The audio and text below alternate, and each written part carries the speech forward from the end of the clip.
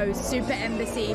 Tuesday is the deadline. Yes, this would be the biggest embassy in Europe if approved, if Starmer bows down to Beijing, as these protesters are saying.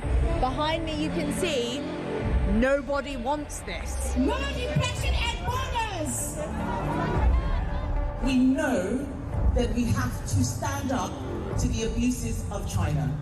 And what worries me is that we have a government right now that seems to be scared of China. What are you doing here at the protest? That's an interesting sign you've got there. Clearly you're not a fan of our Prime Minister Keir Starmer. Why is that? He's kowtowing to the Chinese government, right? A dictator regime. Robert Jenrick defected to Reform yesterday. He called the Conservative Party and Kemi Badenoch a leader with no backbone. She's obviously shown up here today and done a speech. It's kind of unprecedented to have that sort of flagrant support. What did you think about her speech and her backing this? I think any party backing our cause, like going against the building of the embassy, I'd say we welcome them. Why are you here today? So I'm Tibetan and I'm here to oppose the Chinese mega embassy being built here. Unfortunately, we think the UK government might allow this to happen, and I think it sends the wrong message to people who have been oppressed by the Chinese government, who are still being continuously oppressed in free countries. There are lots of Chinese decisions which are being followed by Chinese police states. Now, we know that there are plainclothes Chinese policemen potentially in the crowd, so a lot of them want to stay anonymous, which is very understandable. Why are you here today? Because it's very simple. It's no mega embassy, and it is absolutely unacceptable because, you know, this is a very peak area, and I don't think any one of the country they will have choose one of the peak area, prime area, and make it to their like one of the, I think it's the biggest embassy in Europe. So this is absolutely unacceptable. This government is engaging with China confidently and pragmatically and challenging them where we need to. Because for our security... Across the UK, on DAB+, on YouTube, on your mobile, and on your side, this is Talk.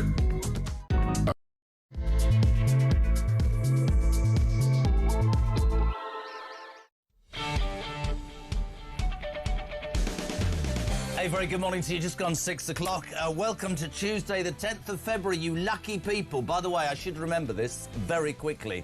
Boys, girls, 5 days to Valentine's Day. Don't say I didn't tell you. If you forget, you'll be in the doghouse. I'm just trying to remind myself, really. So what an amazing, shocking, just unbelievable day yesterday politically. You are waking up, of course, to Talk. It's the home of common sense and the home of alarm clock Brits. We thank you so much indeed. We told you last week this is now the radio station, the speech radio station in the UK where people listen longer because they are absolutely transfixed with what's going on in the United Kingdom. As ever, the team primed and ready to go. We'll take your voice notes, please. 0344 499 1000 and text to 87222. I'm going to tell you something specifically about text in a minute, but of course, this story, the two stories, Starmer, Andrew will not go away. Jeffrey Epstein from beyond the grave, dominating every newsstand and every newspaper and every online story. Last night, the nasal night. Do you see what I did there? He went along to the Parliamentary Labour Party meeting in the House of Commons and he told his team, I am not prepared to walk away. Every fight I've ever been in, I've won. Which is really interesting because we found an incredible piece of footage for you this morning of him punching a Lonsdale punch bag with all the might of a baked bean, which sort of falls back if you're not watching and hits him straight between the face. But on a serious note, an extraordinary day that kicked off with, I don't know, first of all, the communications director resigned, so that was two really close aides within 24 hours. We were at the Reform thing in Birmingham. We heard that Anasawa, the Scottish leader, was going to stand up at 2:30 and basically say, you've got to go. Actually, let's watch this, because this was the moment. Complete silence up to 2:30 from any cabinet minister, no sign of respect. Starmer holed up in 10 Downing Street, and Sarwar stuck the knife in from Scotland. Have a watch, have a listen. This isn't easy, and it's love without pain, as I have a genuine friendship with Keir Starmer. But my first priority and my first loyalty is to my country, Scotland. And I am not willing to sacrifice Scotland's NHS, our schools, our communities, our towns, cities, villages and islands to a third decade of an SAP ground. That's why the distraction needs to end and the leadership in Downing Street has to change.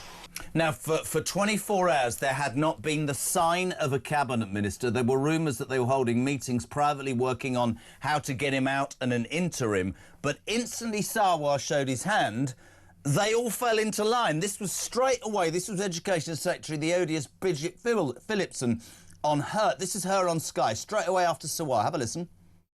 Look, it was only 18 months ago that Keir secured a massive landslide victory for the party, secured a 5-year term to deliver that change. You know, change does take time, and we're all impatient for change to happen more quickly, including the voters. But Keir is getting on and doing that, and we as a government are getting on and delivering the change that we were elected to deliver. You know, just last week, we voted in Parliament to lift 450,000 children out of poverty through the changes that we are making. I announced our plans to roll out even more new free breakfast clubs across the country that will be a huge boost to working parents. That's what we ought to be focused on as a government. That's what people want to see. And whilst I have enormous respect for Anas, I've known him for a long time, I just profoundly disagree. I don't think this is the right approach, and I do believe Keir is the right person to lead our country. First of all, I don't want to hear about bloody breakfast clubs, but here's the point, right? There was complete silence from the shadow cabinet, and suddenly they all fell into line. Everybody messaged within 5 minutes. That shored up his position. He then went to the Parliamentary Labour Party, and we are where we are at. We say a very good morning to Matt Vickers, Deputy Chairman of the Labour Party, the Tory Party. I'm joking. You just have sat and watched this unfold yesterday. Extraordinary day. Well, he's still there. That's the most astonishing part. I was on a significantly less reputable channel yesterday. You know, the one we all pay for, and there was these. Sorry, you went on the BBC. Yeah, my sorry, God! I'm sorry. Take that, you clown! We had a Labour peer there, and they just had their head in the sand. They were on about, he's such a genuine man. My God, he's handed the most prestigious diplomatic post this country has to offer to a guy who is linked inseparably. Apparently, wasn't he staying at his gaff after he was convicted? After he was convicted, and all of this is bypassed, all of it is overlooked. It's fine. You get yourself in there, Mandelson. You're linked up with the Labour Party, left, right and centre. He's so connected to that shadow cabinet. You don't know whether they're doing it because they're being told or because they know that their text messages are getting released next. Well, we'll talk about Wes in a minute, but Christian's spot on. The cabinet had been silent for 24 hours, right? And they are forced to show their support. Some say threaten to sack them. I don't think he's got the balls to do that. They then show their support en masse for a Prime Minister who gave his backing to the appointment of the mate of one of the world's worst paedophiles. So the Cabinet are now absolutely ensconced in all of this. It's ridiculous. And listen, I think the reason they rode back, I think the reason we are at where we're at, and I'd love your take on this, is because none of them are ready, right? We'll talk about, I have to talk about Wes in a minute. Angela, we'll talk about her website. She's not ready. She's had her hair done, but she's not ready. She's still got the HMRC thing. Lammy, Milliband. You haven't had a word from Millipede, have you? Let's talk about Wes Streeting. I've spoken to him loads, not recently, and it is pretty obvious how ambitious he has always been. He's been it's been said in many newspapers that he's the one that's been digging. He's the one that's been digging. But he rode in with his support behind the rest of the cabinet. And then this extraordinary thing on Sky where he basically, because Mandelson's his mentor, came out and said, I'm publishing and releasing all my text messages. This is a toe-curling clip. If you can't watch this on YouTube, just imagine a man blinking profusely and very sweaty around the neck area. This is the excellent Beth Rigby. Ever watch? There is a lot of genuine intimacy here and friendship. You know, Wes to you to Peter, great pitch, lovely photos in the time. Peter sends you a kiss. There's well done on the BBC. This is Peter Mandelson to you in June 25. I'm literally reading them as I go along. Well done on the BBC. Very good kiss. Are you planning to visit the US this year? You hope so! Exclamation mark. Kiss. Are you embarrassed by that? I mean, that's quite an intimate friendship, isn't it? No, look, an intimate friendship with Peter Mandelson. Look, I'm very happy to. But there are dozens and dozens of messages here. And people will be able to read them. They certainly will. Now, before we get serious, we are going to make a rule today on the Jeremy Kyle Breakfast Show and Talk. If you'd like to send us a text, 87222, do as ever start your message with the word talk. But I want intimacy with my audience of 11, OK? I want intimacy. So I'd like a kiss. It doesn't mean anything. Just send me a kiss, male, female, whatever you want. Just send me a kiss. I won't take it the wrong way, because let's be honest, we all put kisses on the end of text, don't we, darling Matty? Thankfully, I've never had a text from Peter Mandelson, so I can't tell you what would come with it. But it was actually, if you send a voice note, finish your voice note with the word kiss at the end. Let's have a right laugh today, shall we? Put me in the right mood. I mean, it was a bizarre... What, within an hour of each other, all of a sudden, all of these cabinet ministers come out and say, oh, we love you, Keir. But I think when you get to that point as a Prime Minister, that you're telling them all they've got to go out. You can imagine the WhatsApp message, get out there, lads, tell them, you all love me, don't you? Why are you doing your thumbs like that? That's my typing. Oh, is it? OK, that's very weird. It's like the bill, isn't it? But I think when you get to that point as a Prime Minister or as a Chief Whip where you're desperately telling everybody, get out there, you've got to tweet and tell them all how much you love me, you've reached the bottom. But let's force this issue on about Wes. This isn't... I'm just being factual. He sat there with Beth Rigby blinking and sweating and looking really uncomfortable. He has often described Mandelson as his mentor. There is no doubt this guy has been plotting. And what was really interesting is he says that as he was doing a television interview, criticising Sawar and agreeing with Starmer, that Number 10 were being told that he'd been on the phone to the Scottish leader. So, I mean, they are rats fighting in a sack, aren't they? And Wes Streeting, I'm going to make a prediction, send me a text with a kiss.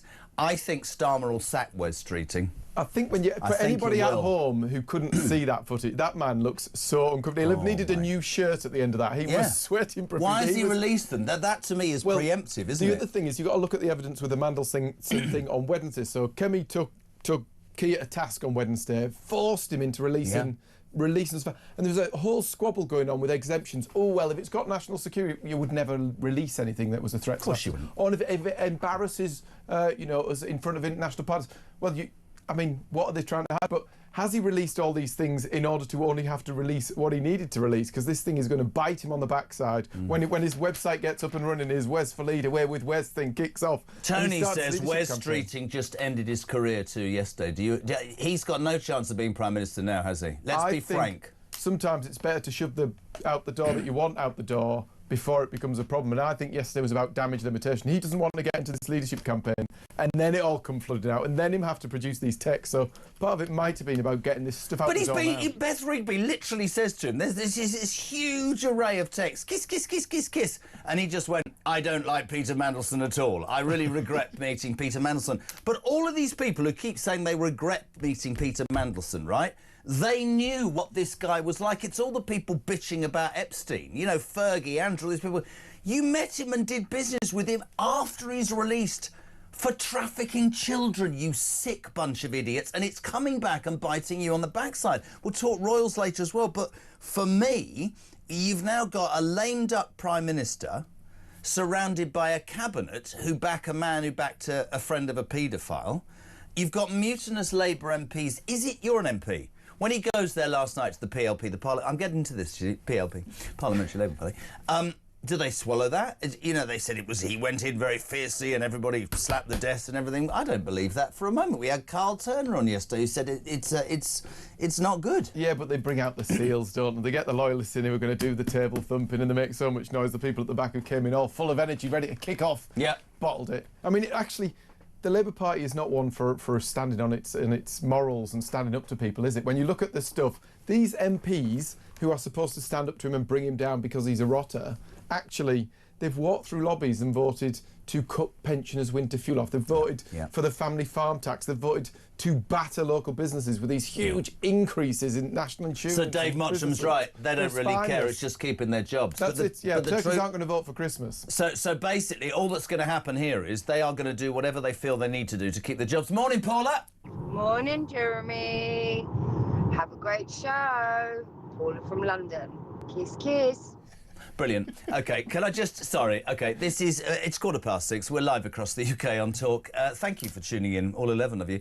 That's a lie. Can I just say, this is all about Wes Streeting this morning. He released his text messages between him and Mandelson, and there were hundreds, and everyone's quite intimate. I mean, we don't... I mean, I'm just going to say it, and Christian will probably... His finger will hover over the button. I don't think there were any pictures involved, but there's a lot of text messages with kiss, kiss, kiss. Do you send kisses on you? I mean, if you're like... I mean, I'm just thinking, you know, a colleague. So, Esther McVeigh, would you put a kiss?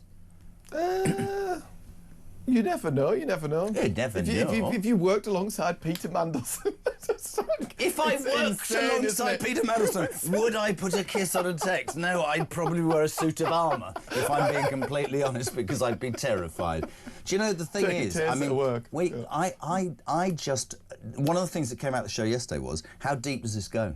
How many people, not just with the political side, the royal side, how many establishment figures, Matty, seriously, are or can be implicated in this? Because this is extra. I mean, people will say, why are you still talking about it? Because it's the only bloody story in town, isn't it? Well, I think when you look at the Wes Streeting thing, I think I don't know Wes Streeting particularly well, but what I do know of him, he was very, very linked to Peter Mandelson. His partner worked for... Well, you saw it all over Twitter. Didn't his partner stand against you? So his partner stood against me in the election. Did you batter him? We annihilated. He was meant to win. Oh, was he? So it was a shot. He should have won. But all the polls would have had him win. But actually, when you look at the situation, so he worked for Peter Mandelson. Right. But then you saw the edits on Twitter of him, parliamentary assistant to Peter Mandelson, and then overnight, all of a sudden, it was parliamentary assistant. All these pictures that they have of them out and about all start disappearing. Was Mandelson... I mean, people always say about Mandelson, he's the kingmaker. Was he a pro-Wes? Because, I mean, the other thing is, in those messages, can we point this out as well to everybody waking up this morning?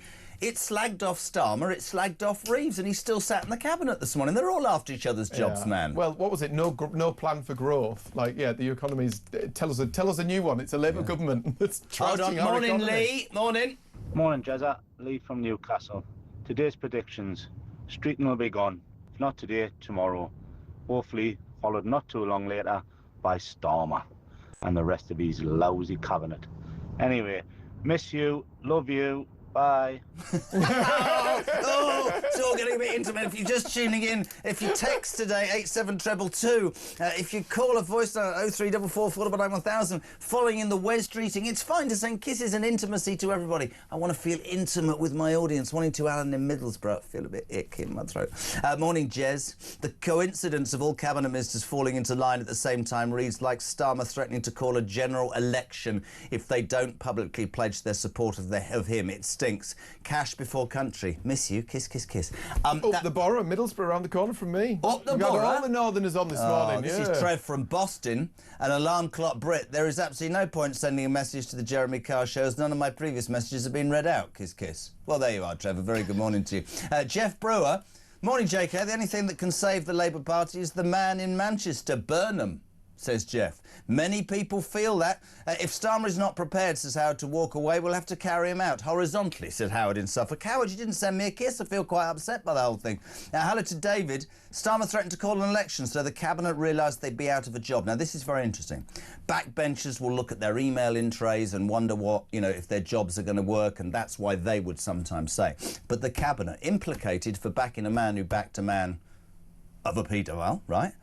What does it say about the Cabinet? I said yesterday, is he that small-minded, Starmer, that he'd throw his toys out the pram and go, right, if you get rid of me, I don't even know if I've done that voice, if you get rid of me, I'm going to call a general election and he'll all be out of a job. Do you think he has it in him to threaten them that way? Because it's really interesting. I think it's the biggest sign of desperation when a Prime Minister threatens. It always comes out as a line and then they deny it and it's like a... But actually, when you see all this going on, you've got to get right back to the heart of the story. This is a man who put Peter Mandelson in the most prestigious diplomatic office in the country despite knowing how close he was to Epstein, hadn't he stayed at his gaff whilst after he'd been covered? In his pants. Utterly sick and disgusting, and it should never have been allowed. But by the sounds of it, Peter Mandelson's tentacles are so wrapped in the Labour Party. How, mate? How? Because he's linked, you know, we've talked about his links to West Street. He seems to be linked to every Labour cabinet member. He's got so many links to so many people in all the right places. And as a result, blind eye turned, the entire thing overlooked, and in you come. Take the job, buddy. It's utterly insane. Here's a question for you as the vice chair of the Tory party. I believe, this is my opinion, not necessarily talks, that Peter Mandelson will go to prison. I absolutely believe that.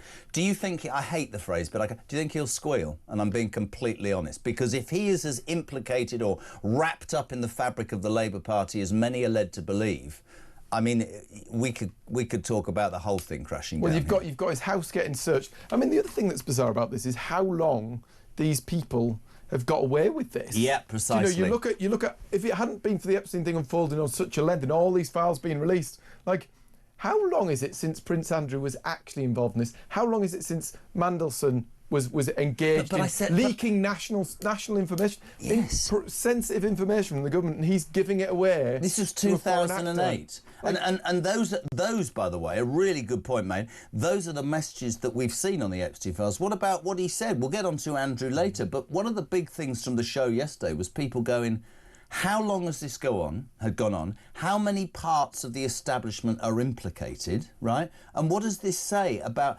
I hate the phrase elitism, but the feeling in this country right now of you know, the silent majority have had enough. This just exacerbates that, because they're going to go... Because you look at Epstein and the whole saga and you go, presidents, princesses, dukes... Prime ministers. We had the thing yesterday. One of the things suggests a British Prime Minister allegedly had a threesome with Ghislaine Maxwell and Jeffrey Epstein. I mean, I'm not saying people don't have threesomes, right? Except for Christian and me, because they're too busy working. That didn't sound right, Christian and me. But you know what I'm saying? And you think this tawdry affair, how much of a cover-up is it? Well, I mean, the fact that the royal family are amongst it, senior members of the government at the time. Remember this guy who'd been sacked twice, Mandelson. He'd been sacked over the loan stuff, he'd been sacked over dishing out passports, and then to go on and we find out all this was going on at the same time. Back in 2008, nearly 2 decades ago. Do you think he'll squeal if he's brought down? I think he probably will. I think he probably is a rat. And therein lies the moment, in my humble opinion. Morning, Sarah. Morning, Jezza. Morning, Matt. I have no major point to make other than kiss, kiss, kiss. Great show. Brilliant. Richie's in Grimsby. Kiss, kiss. Honestly, this is getting a bit uncomfortable. You're no friend of mine, Rich in Grimsby, but you can send me kisses. I'm just doing my West Streeting impression. Morning, Jez. If you want to get intimate with me, it's going to cost you a pint. Preferably a pub that Labour's barred from. Brilliant. Now I'm being asked out on dates by men at 6:22 in the morning. Yvonne's in Somerers at. What a bunch of clowns and cowards, says Yvonne. Sent me 3 kisses. And Martin Tweedle. Isn't that a great name? Tweedle. No, he's not dumb. Starmer says he's won every fight. Why has he made 14 bleeding U-turns then? It's true, isn't it? And it just feels so uncomfortable. Morning, Jez, it's Rachel. I definitely think Keir Starmer will sack Wes Streeting, so do I. A rat will eat another rat at the end of the day. Loving the show. Lots of kisses. Morning, Jezza. I'm getting a heart from Susan. What a bunch of two-faced snivelling creeps we have as a government. What did he bribe them with? Love ya. Brilliant. OK, so we've had love and marriage offers and kisses. It's all very good. If you're waking up this morning, this story... the government story, the royal story, it's all back to Epstein. But yesterday evening, our leader, the leader of this country, Sir Keir Starmer, rushed down to the Commons, faced up to his backbenchers and said, I've never backed down in a fight from my life. I'm not prepared to walk away. And every fight I've ever been in, I've won. There was silence from the Cabinet until the Scottish Labour leader, Samwar, asked for, demanded that Starmer went. Cabinet row into position, and then it's all on Wes Streeting, and we know wants to be Prime Minister, suddenly pops up on Sky News going, I thought I'd publish my intimate messages with Peter Mandelson because I want to be transparent. I wish I'd never met him. Kiss, kiss, kiss, kiss, kiss, kiss. No pictures, but kiss, kiss, kiss, kiss. So, just as a bit of fun, because it's Tuesday and we're all stressed, if you'd like to send a text this morning, 87222, I demand kisses. If you send voice notes, 0344 419 1000, I demand loving messages. I want you to be intimate. Is Wes Streeting messaged? Oh, yeah, sure. Morning, Karen. Morning, Jez. Morning, Matt. Karen from Newcastle. Wes Streeton's up to his eyes in it, isn't he, really? Who sends texts like that with loads of kisses on every text and he can't get out of it? I'm going to give you guys 2 kisses because you're handsome guys.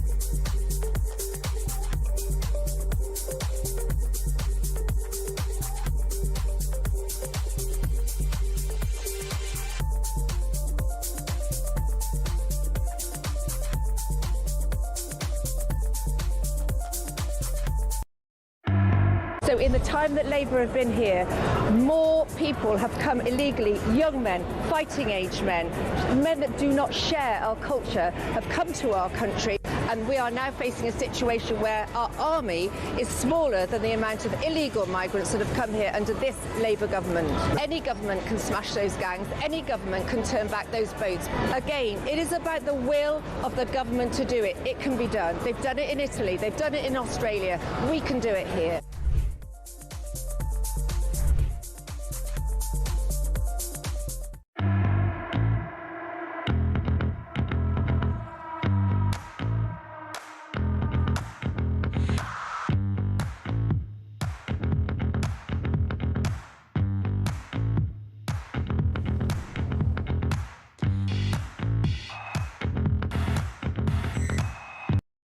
Across the UK, on DAB+, on YouTube, on your mobile, and on your side.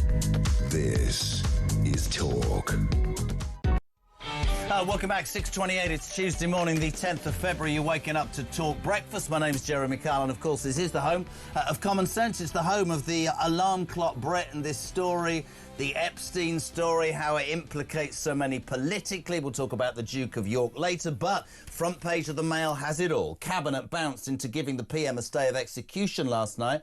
Ministers finally back Starmer after 24 hours of silence. Markets wobble as the Scottish Labour chief says go now, and rival Wes Streeting locked in a briefing. I'm sorry, I've got to go back to Wes Streeting. Front page of the Telegraph. Streeting accused of number 10 coup.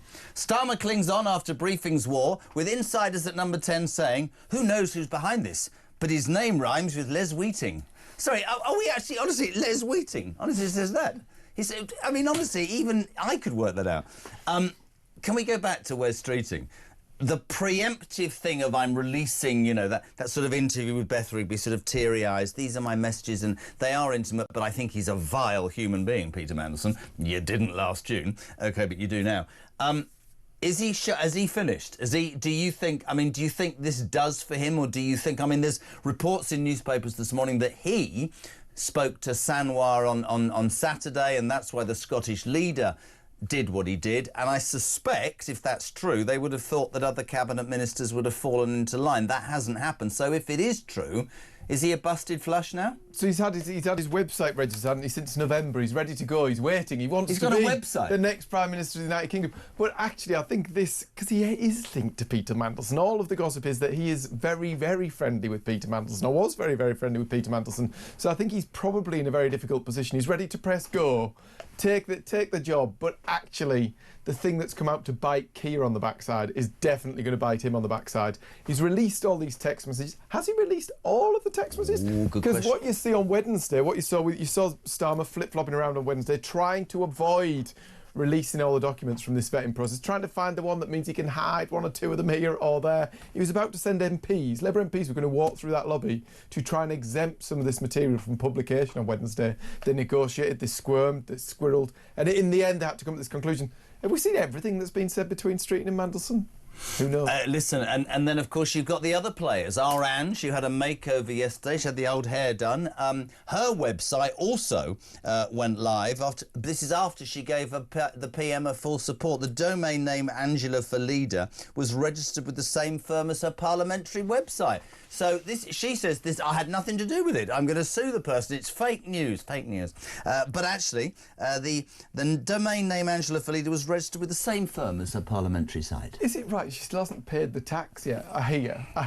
Perhaps she's paying for the website with the cash that we're all owed in the HMRC. Maybe she paid half of the money owed to HMRC with the ridiculous payment she got sent for being sacked for not paying HMRC. Well, that's the other big thing about the Mandelson story, 55 grand. 55,000. I mean, that is an utter disgrace. The government should be back there doing whatever it takes to get out. Don't start on me. Completely Don't start on me, because then Hugh Edwards will come out my mouth. Well, he's getting 200 grand a year. It's a disgrace. And can I say, actually, for the normal, hard-working Brit, we're sitting covering the stories that are dominating. And in the meantime, people are still going to work. Their food shopping is going up. Their energy bills are going up. Their public services are rubbish, right? And we've still got a country that's being, I'm afraid, infiltrated by people who shouldn't be here. And that's a fact. And none of this is being done because the spotlight, quite rightly, is on this mess. And you wonder how long this can go on for, because it's a shambles. Well, it's a shambles. I mean, we're paying more in tax than ever before. We've got less police on the streets. Even more than under you lot. We've got less police on the streets. Even less than under you lot. Even more, well, exactly. That's an interesting point. I'm helping you. Well, you're paying more tax. Three things put tax up. I keep saying this. Three things put tax up: wars, pandemics, and Rachel Labour Reeves. Governments. Yeah. We're paying more than ever before. Yeah. There are less police on the streets. We aren't spending what we need to on defence to keep this country safe. The only people better off are the people who don't go to work. It's utterly shambolic. Morning, Matt. Morning, Jezza. Oh, yeah, love the show. I believe that my two German shepherds could do a better job running this country than the present numpties. Love and sloppy kisses from M. Sloppy kisses? Don't start. Messy. Listen, you're going to have a cheap Valentine's Day, aren't you? Hasn't got anybody who's like. Do you know what? You shouldn't say, do you know what happens when you say this on this show? What? I end up getting more than kisses in my inbox. Sometimes it can be very graphic. And the guys in the office have to open some of this stuff.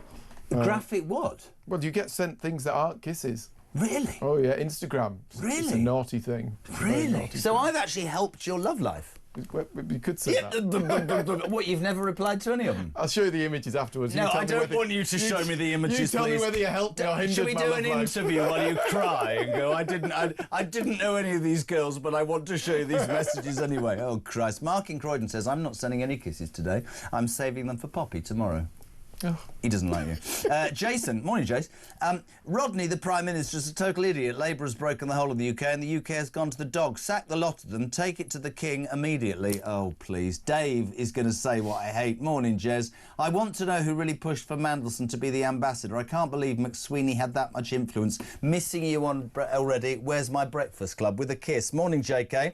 Wes Street and the Cabinet and the entire Labour Party are a disgrace by supporting Starmer. This will cost them votes. Enjoying the show. It's a really interesting thing. Let's bring it on to the other main news of all. And this, I mean, again, I'm afraid, Epstein linked. The royal family. I was quite strong about this at the beginning of the show. I'd love your take on this. I sort of... I'm a royalist, but I think there will be an increasing clamour for more than the royal family had done, because I think the critics of the royal family, and I know the King wants to modernise it, are going to start saying, seriously, if this bloke can allegedly have done what he's done, and be allowed to be pampered and live in luxury whilst the rest of us are struggling. It's a bloody disgrace.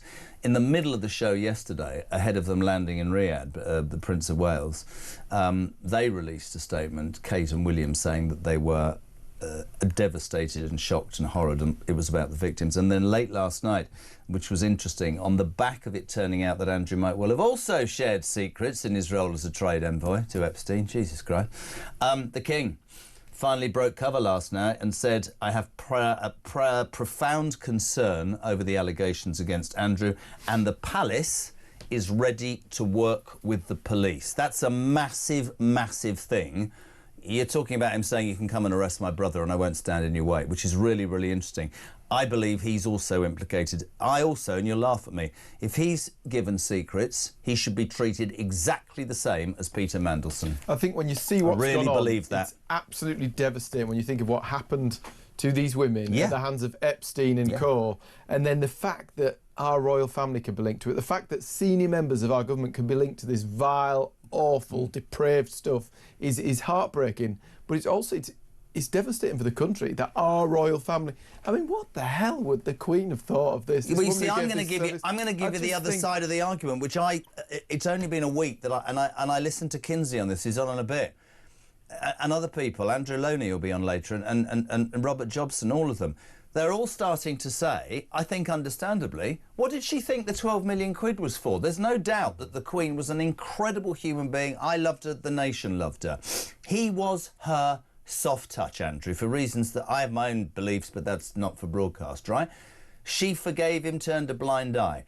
The problem now is the problem of Andrew, as it's called. How long have they known? How much have they covered up? Is it enough to come out and say, you know what? I'm really sorry for the victims, but if you've known your brother's a douchebag, frankly, for the last 15 years, why didn't you come out before? That's the issue. So I think you'll see more and more from the royal family. I think any human being on planet Earth should be giving any piece of information over they have, regardless of who they are. I find it hard to suggest the Queen.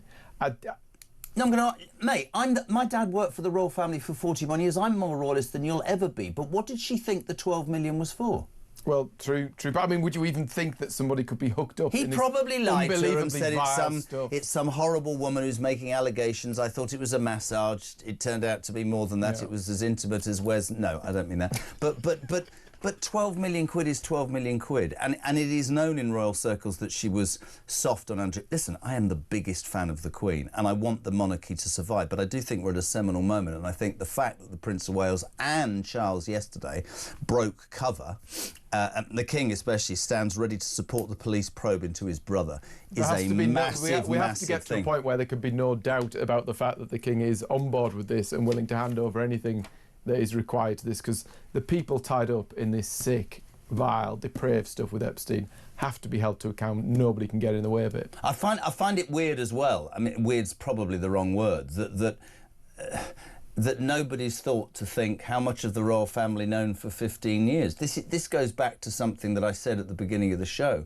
Lots of people texting us yesterday. Do you know what the first 3 texts were when the royal family broke ranks? They went, still nobody talking about the child rape gang inquiry then. And it's true. It's one of the biggest things about the child rape gang inquiry, which I think is a stain on us, right, is that nobody seems to want to come up with a national inquiry. And I'm not having a go at you personally. It could have been done years ago by the Tory government. It could have been done by the Labour government. No, it could. And then you get questions, and it's not even conspiratorial, which is how many people are also implicated in that? And it's frightening, and that's what people are starting to ask. There can be no excuses for delays on the screaming gang thing. The big argument, it was released that it affected 50 towns, nearly 2 years ago? Yep. And the thing is still being kicked down the line. But then the other part of this is, we talk about why aren't these people standing up to this Prime Minister? These people these Labour MPs walked through lobbies to deny a grooming gangs inquiry. It wasn't like, we haven't done anything about it because we didn't know. They actively walked through a lobby and said, no, we're going to vote against a national inquiry into grooming gangs. There's no wonder they're bending over to this Mandelson stuff and Starmer. It's utterly appalling. How far do you think it goes, the Epstein stuff, seriously? Politically, royally, as high as it can go? Well, I mean, if we didn't have the evidence, if we didn't have the fact, if somebody had said the ambassador to the US was involved with Epstein, if you didn't actually have the files, if it wasn't there as a fact, you would think it was some nutty conspiracy theory. Yep. The fact the royal family is involved, that Prince, you just would have thought that's got to be rubbish. You'd think it was the stuff of conspiracy theory that you see on weird YouTube, wacky YouTube channels. It's real, it's facts. There's evidence. It's gone on. And how much further can it go? 20 to 7, you're waking up on Tuesday morning to the dulcet tones of Matt Vickers, Deputy Chairman of the Tory Party, on the Talk Breakfast Show. Loads going on. I mean, basically, Starmer's holed up in number 10. He managed to convince the Cabinet to back him. Wes Streeting saying, please look at my messages to Mandelson. They're not intimate. I still want to be Prime Minister. They're covered in kisses. No images, apparently, but he's up for it. Angela had a website that went live, and she went, I support the Prime Minister. Why have you got a website saying Angela for leader, then? On the same as your parliamentary website. It's nothing to do with me. It's extraordinary. Here's a question before we go to a break. Anas Samwar stood up yesterday and said, I want Keir Starmer to go. Here's a question for you, Matt Vickers. He's already been told that he's so toxic politically, don't come to Scotland. How can the Scottish Labour Party even fight the Scottish elections when the leader in Scotland has told the national leader he needs to resign? How could they even go in front of the electorate in Scotland? I think you get to a bizarre place, don't you? I mean, whose manifesto is it now for the MSPs? What's the direction? Who's running the show? He's smiling his backside off this morning. It's a car crash. It is an utter car crash. Everything's a car crash right now, isn't it? It's utter disaster. All right, morning, Jess. I can't wait to see that Starmer get the boot. Paul from Hull with 3 kisses. Pete says, still nobody can tell us why Starmer was awarded a knighthood. What did he do to get the award? Don't start. Morning, Toad. Good morning, Jez. Tony from Worcester. Got a serious case of man flu today. I'm feeling heroic. I'm still in work, driving to Wales. I've coughed and sneezed a couple of times, but I'm still in the game, mate. As with regards to Mr. Starmer, he's got to go, hasn't he?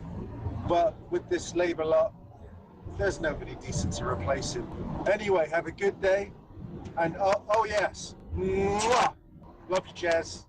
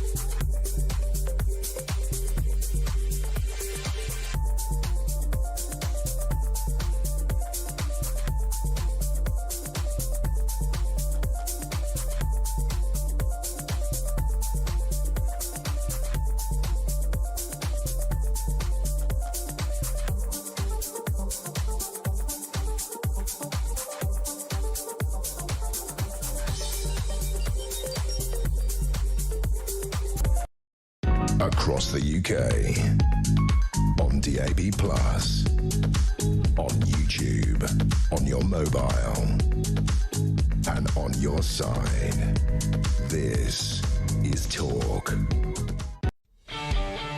Welcome back. Just gone. What is this? Almost 7:15. It's Tuesday morning. You're with the Talk Breakfast Show, the home of common sense and the home of alarm clock Brits. Morning, Matty. Good morning, Jezza. Kiss, kiss, kiss. Matt from Warrington. Kiss, kiss, kiss.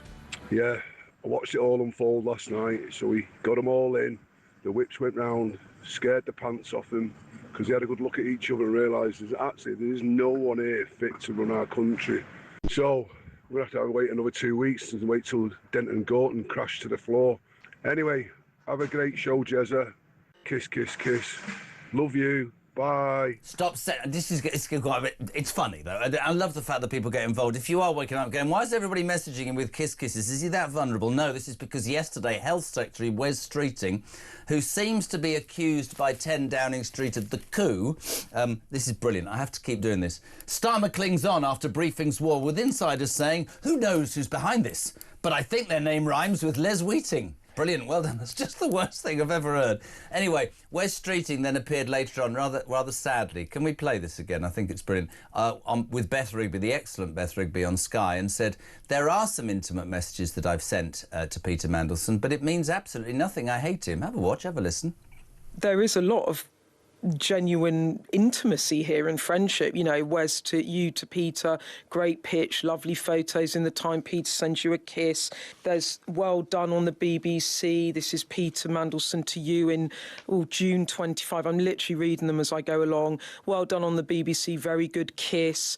Are you planning to visit the US this year? You hope so, exclamation mark, kiss.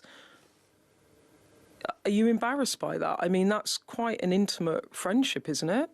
No, look, an intimate friendship. With Peter Mandelson, look, I'm very happy to... But there are dozens and dozens of messages here. And people will be able to read them. Squirming. It's the sheepish nod, isn't it? And he's dying on the inside. Dying. Hello, Jez. Hello, Matt. Keir Starmer has finished it with no credible replacement. Quite frankly, Larry the Cat would be a better option. Crystal, a very good morning to you. Right, 6:45. Doing this all the time at the moment because unbelievable. The other side of the Epstein story is the royal one across to Los Angeles, California. And say a very good morning to the legend that is Kinsey Schofield. Hello, darling. Kiss, kiss, kiss. Oh, God, Happy honestly. Valentine's Day. What? Oh, thank you. Could you Matt Vickers, who's with us, is single and is not getting any Valentine's action at all. Could you maybe send Matty a kiss? Absolutely. Kiss, kiss, kiss. Hello. Look, he's absolutely hamstrung. He doesn't know what to say. I love it. Kinsey, we spoke yesterday morning at 7:15. At that point, we were both, I think, saying that the royal family might well come under pressure to say something, that this was engulfing them, and we're both royalists.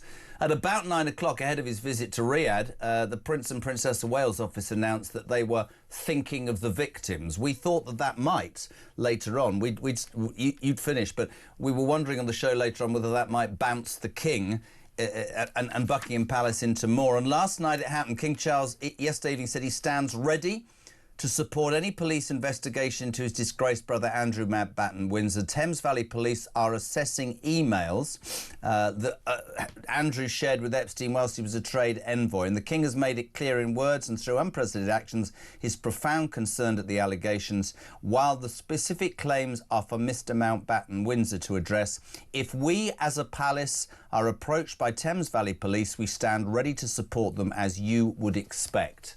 That's pretty seismic, isn't it? Well, I have to ask your opinion here because we kind of went head to head yesterday when I said I felt like they had done enough in November of 2025, and you disagreed with me.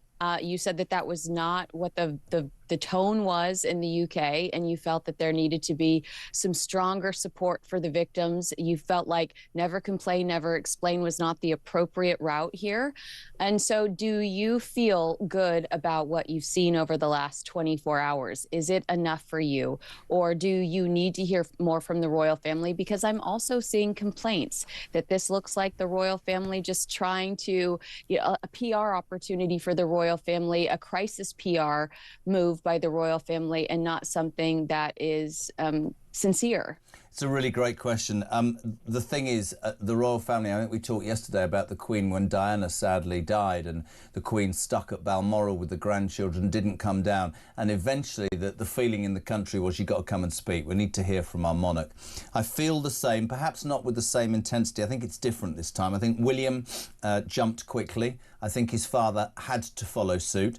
The critics will say, this is a PR exercise. Let's just remember the reason this story's moved as well, Kins, is that actually we're now talking about a potential member of the royal family having passed trade secrets to the world's most notorious paedophile. And if Peter Mandelson, the ex-US ambassador, who seems to be at the centre of everything politically here, if he's going to face the full wrath of the law as he should, then I believe Andrew Mountbatten Windsor should. The problem that the royal family might have, and you know me, I repeat and I'll say every day I'm a royalist, is the one question that everybody keeps saying to me is this: so how long have they covered up for the problem that is Andrew? How long have they known? the depth of what he did. Are you telling me that courtiers, security officers, close protection security officials, did they know about girls being trafficked by Epstein to Buckingham Palace? Nobody's blaming the Queen, but I do think, sadly, I think this is a big move. But I'm not sure what the British public in their entirety will say. Do they want more? Do they want the royal family to say, yes, we've been shielding this guy? I think the King's an honest man and he wants to deal with it, but I think the pressure will stay there. Will this alleviate it a little bit? Hopefully. Hopefully. Well, I think that there will be a lot of questions asked about why the British government has blocked Andrew Lowney's pursuits of some records involving Andrew's time when he was Britain's trade envoy. They said that it wasn't of public interest and it wasn't, you know, that's why they didn't share these schedules. And he asked for, I mean, as far as I can understand, as far as I know, it's like flight logs, and he just wants to know who he met with and when and why they were meeting. And that was blocked. So I think that the British government, I'm not saying that anyone protected Andrew, but perhaps they should reassess that decision not to give Andrew Lowney those documents. I think Andrew Lowney, I agree with you. I think Andrew Lowney has been vociferous. When he came out and was talking in his book, you know, The Fall of the House of York, and he was denied this, he was pilloried. He was absolutely pilloried about what he said about the ex-Duke of York. It's turned out that he's absolutely spot on. I just feel a bit like the political scenario here. I just don't think it's going to go away. I don't know if there's anything that can save Keir Starmer, hopefully not. And I don't think there's anything at this moment that the royal family... I couldn't say, if you definitively do that, King Charles, that'll take it away. I think this is such an appalling story, and it goes so deeply. And I didn't know if I asked you this yesterday, but this Epstein creature, you know, you think the Crown Princess of Norway had sent him letters saying, I love you. Prime ministers, dukes, members of royal families, the most successful business people in the world, Bill Gates. I mean, it is an extra... I mean, pictures on his island of Mick Jagger, Sir Richard Branson. I can't get over how this guy's tentacles, how his power started or where it came from. Was he an agent for the Russians? I don't know. It's just the most extraordinary story that will not go away. But from the royal family's point of view, I think people need to know how long they've been sweeping this under the carpet. Do you know what I mean? Well, I think that you and I do agree that King Charles did not know the extent of how horrible this was going to get. No. Otherwise, I think that Andrew would have been gone after the death of Queen Elizabeth, very quickly after she passed away. And so I think he's as mortified as we are.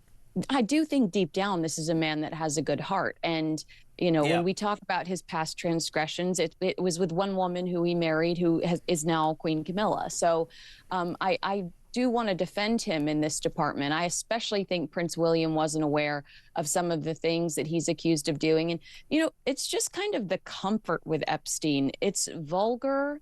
It's, you know, you are who you associate with, and they were just way too comfortable with each other. I completely agree. I also want to talk about Ghislaine Maxwell. This is her yesterday, ahead of at a congressional disposition yesterday. She utterly refused to answer a question, pleaded the fifth. Have a watch. Raise your right hand, please. Do you solemnly declare and affirm, under the penalty of perjury, that the testimony you are about to give will be the truth, the whole truth, and nothing but the truth? I do. Thank you.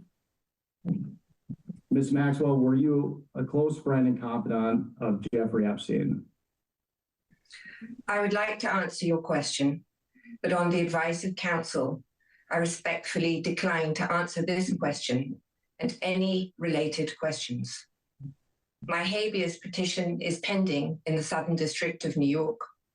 I therefore invoke my right to silence under the Fifth Amendment to the US Constitution. Kinsey, can I ask you a question? I interviewed Ghislaine Maxwell. I have no sympathy for her. I believe that she was part of this in a massive way. She's the only person in jail.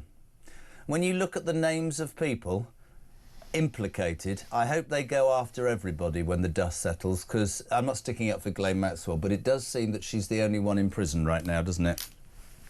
Yeah, I mean, and I think that was their solution to try to make this go away quickly, throw her in the slammer. But the House Oversight Chairman, James Comer, did say that her refusal was deeply disappointing. He said that the committee had planned to question her about the crimes committed alongside Jeffrey Epstein, whether others were involved. They wanted to ask her about some of the people, the names we've seen released throughout these files. And according to her attorney, Maxwell says there is a straightforward path to hearing her side of the story, clemency from President Trump. And her attorney argued that only then would she be willing to speak fully and honestly. But I will say what I thought was interesting was her attorney claimed that both President Trump and President Clinton are innocent of any wrongdoing and suggested Maxwell alone could explain why if granted clemency. So dangling a little carrot there. But for now, she remains silent, survivors remain waiting, and Congress is left without answers. It's not going away, is it? We thank you so much. I'll lock in with you tomorrow morning. But listen, Kinsey, thank you. I mean, Andrew, could he go to prison? Ghislaine Maxwell, the only one in prison. So much to talk about. Kinsey Schofield, thank you very much, Steve. Matty, very quickly, the Andrew thing. I think he's got to face the same as Mandelson if the truth comes out. He's got to face the same. He's got to be held to account. But there's a bigger, sadder thing about this, isn't there? He's got to be held to account, and he is responsible for that, and his name should be as muddy as hell. But actually, what does it mean to those people in the US? This asset that we had that was the royal family. Yep. This is, it was a huge source of pride for us. You get these people going gaga in the US. They turn up in London. They want to go and see Buckingham Palace. Isn't the monarchy an incredible thing? What does it mean to brand UK and to the royal family as a brand? They're on the world stage. They're linked up with this horrific, vile thing. It's something we'd happy to see happen somewhere else in the world, but actually our government's involved, senior members of the government hooked up in this stuff. Our royal family, a member of our royal family, so damaging to what the UK stands for. It's so damaging to the legacy of the royal family, to the legacy of the Queen, that we're tied up in this, and it's so sad for our country. I completely agree with you, but I do think that if he is as implicated as Mandelson, they should both face the same, police matters. And I just think, more than anything, as we head towards the news at 7, you just sit here and you think, how many people are caught up in this? How many high-ranking people in the establishment have been sweeping this under the carpet? And they've got away with it for nearly 2 decades. We love having you on. Matt Vickers, still single as Valentine's Day approaches. It's Breakfast on Tour. Good morning.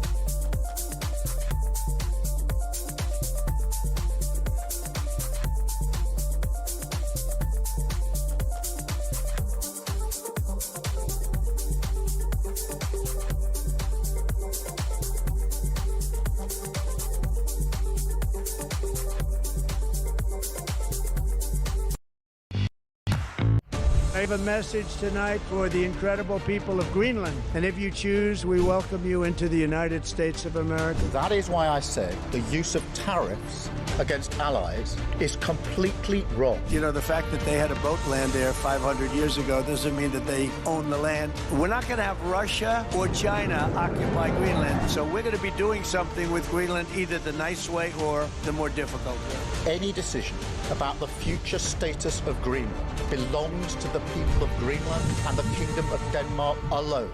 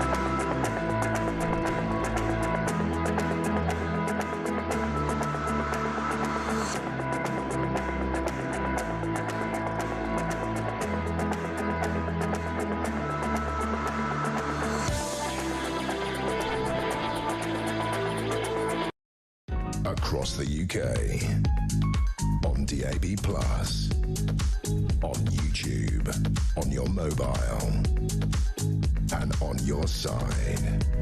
This is Talk.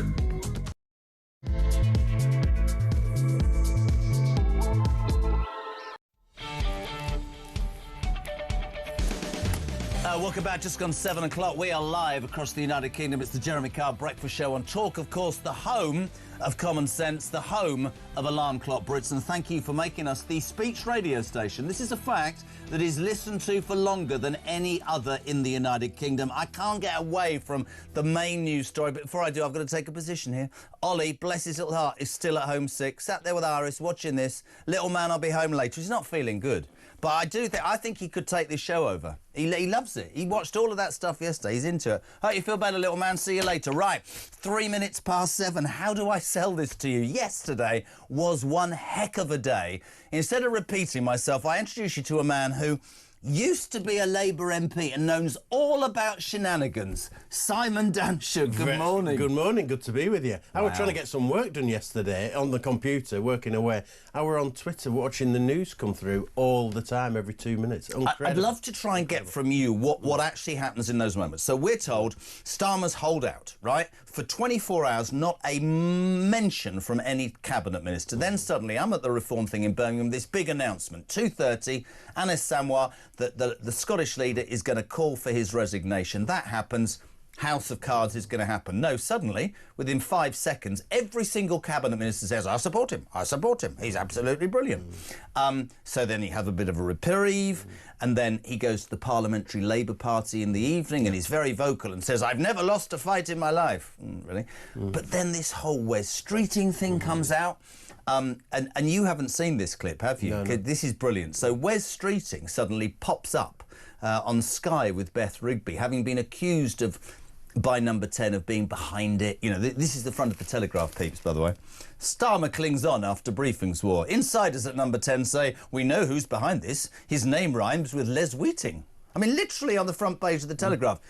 So he thinks, oh, my God, what am I going to do? I'm slightly cornered. So I'm going to go on Beth Rigby and cry and basically say I'm releasing all my text messages that I've had with Peter Mandelson, the friend of the world's most notorious paedophile. It doesn't get any better, this story. Have a watch. This is for you, Mr. Danshuk. Have a watch. There is a lot of genuine intimacy here and friendship. You know, Wes to you, to Peter, great pitch, lovely photos in the time Peter sends you a kiss. There's well done on the BBC. This is Peter Mandelson to you in June 25. I'm literally reading them as I go along. Well done on the BBC, very good kiss. Are you planning to visit the US this year? You hope so, exclamation mark, kiss. Are you embarrassed by that? I mean, that's quite an intimate friendship, isn't it? No, look, an intimate friendship. With Peter Mandelson, look, I'm very happy to... But there are dozens and dozens of messages here. And people be able to read them. Shifty or what? Yeah, struggling. Do you put kisses on the end of your text messages? It depends who I'm sending them to. To me? Do you put kisses? Just the whole thing. Never to you, no. But yeah, no, I mean, what a day. Incredible. Yeah. Anis Samwa. I know all these characters. I know Anis. He's actually a nice guy. I don't agree with all his politics, but I consider him a nice guy, and I know Wes as well. What I think has happened is over the weekend they've been plotting. Wes and Anis are very close politically. Oh, okay. So I think they've been plotting, and the intention was for Anis Samwa to come out and push the first domino over, you know, call for Starmer to go, and then others would pile in behind him. Now, Anis Samwa warned the Prime Minister, Starmer, in advance that he was going to call for his resignation.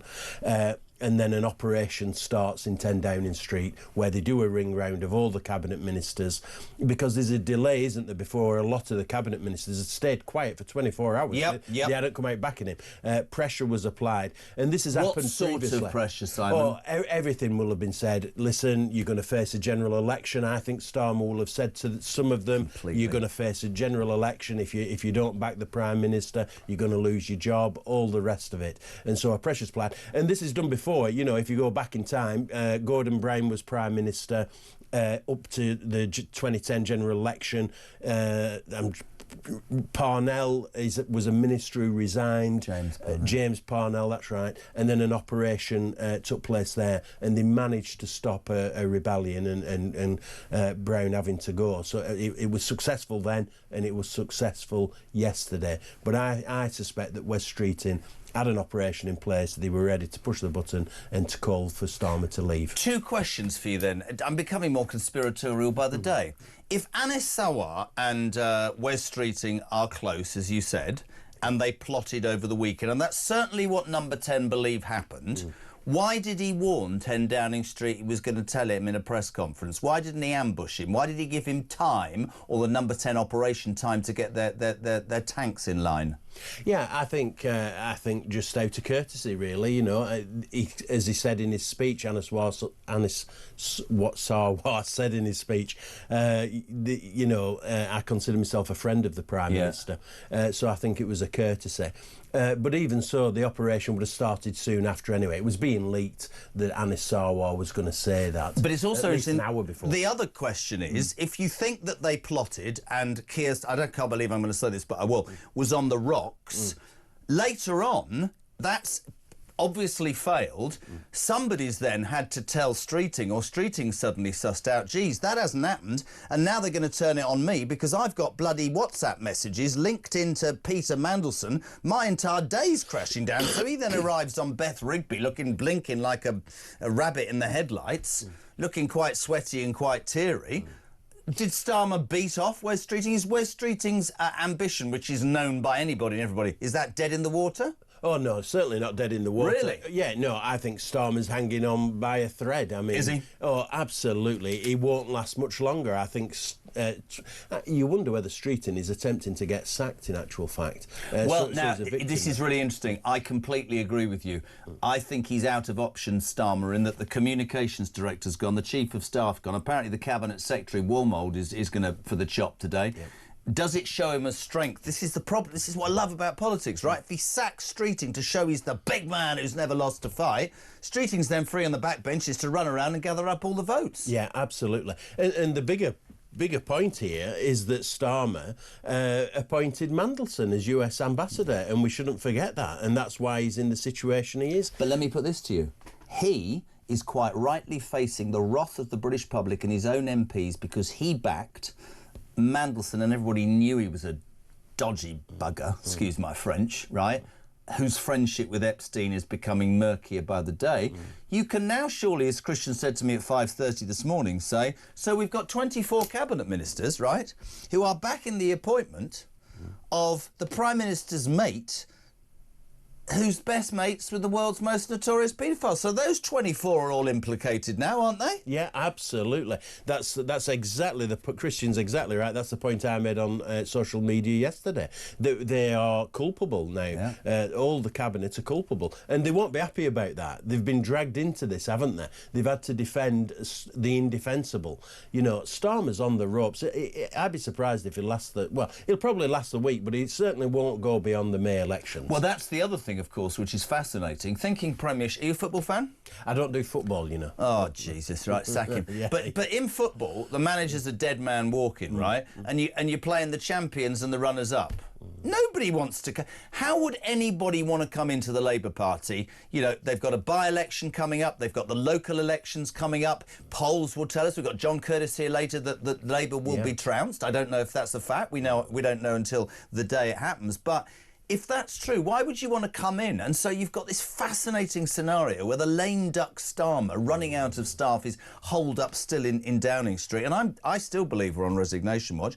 And you've got the Streeting thing. He's now saying, oh, I knew Mandelson and I sent kisses to him, but that doesn't mean anything. You've got our Angela yesterday. Did you see this? Her website, her leadership website, domain name Angela for Leader, that popped up just at the exact moment she was giving the Prime Minister a full support. And when it came up, she said, it's nothing to do with me, it's fake news. And then we found out it's been registered with the same firm as a parliamentary site. So she's presumably a liar as well, isn't she? Yeah, absolutely. She's on manoeuvres for the top job. And timing is everything in all this, isn't it? Yep. It's right for... Well, Streeting needs to go early, whilst Andy Burnham isn't in Parliament, whilst Angela Rayner's still tied up with HMRC and tax affairs. So it was smart for him to go yesterday, but it all fell apart. So that's why I asked if he's a dead man walking now, because there's one person who you have not heard hide nor hair of, and we all know that that's the most frightening possibility. Where the hell is Ed Miliband? Yeah, that is scary, actually. I mean, him or Angela Rayner would be devastating for the country as Prime Minister or even caretaker Prime Minister. I mean, I think economically it would be a disaster for the country. We're in a bad position as it is. It'd be even worse if either of those were Prime Minister, and I don't say that lightly. Let's say good morning to Andy. Morning, Andy. Morning, Jezza, my old sweet cheeks, my old snuggle bunny, kiss. Sorry, yeah, I thought that was just how grown blokes talk to each other these days. Yeah. You know, if it wasn't so serious, it would be funny, wouldn't it? But after what this government has done to this country in the last 18 months, I have no sympathy for any of them. I hope it's as cringeworthy and as uncomfortable for every single one of them after what they put people through in this country, and more power to the victims of this of the Epstein case, because if they can get some peace at the end of this, it'll be a miracle. But they're the people we've got to think about, aren't they? Anyway, have a good day, mate. Bye. You look slightly confused. I just thought, for a bit of fun and intimacy with my listeners this morning, if you're going to send a text message, 87222, or a voice note on 0344 499 1000, send me a kiss. That's what men do, isn't it? Oh, yeah, Send me like intimate. Mandelson and Sweet Streeting. cheeks. Yeah. Morning to Ricky, who works in the office. He's put, loving the show, kiss, kiss. I didn't know you felt that way. Cheers, Rick. Morning, Jordan.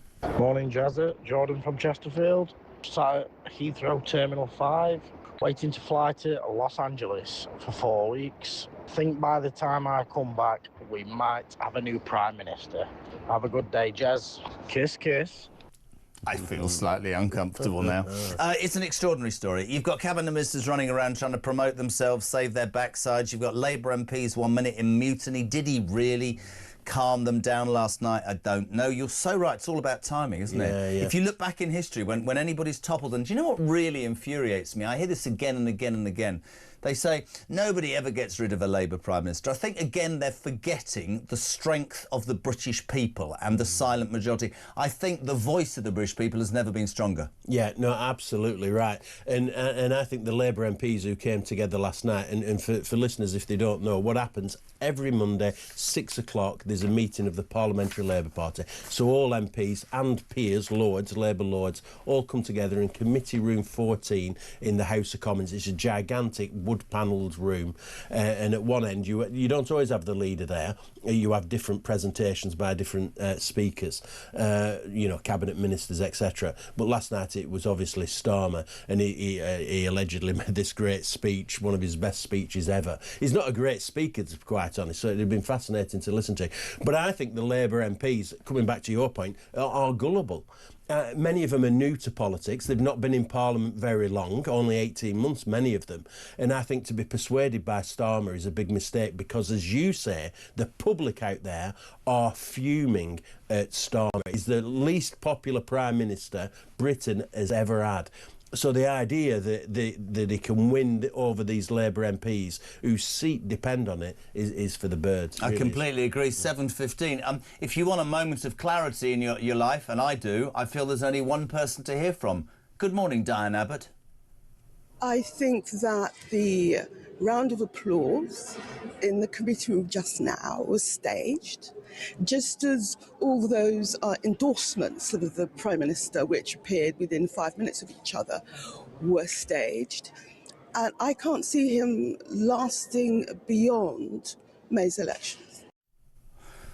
I think that might be, and don't sue me, I think that might be the truest, most factual thing that Diane Abbott, who's got the same pair of shoes on today, is literally ever spoken. I think she nailed it, did Diane? It's probably the first time I've ever agreed with Diane Abbott, to be quite honest with you. But if you look, she's right though, you look at some of the ministerial endorsements for Starmer, and again, I put this on social media yesterday, Peter Carl's endorsement to the Prime Minister, the tweet that he put out, was lacklustre, to say the least. And he's one of his closest allies. Yeah, exactly. So it went a ringing endorsement for the Prime Minister. Morning, Cindy.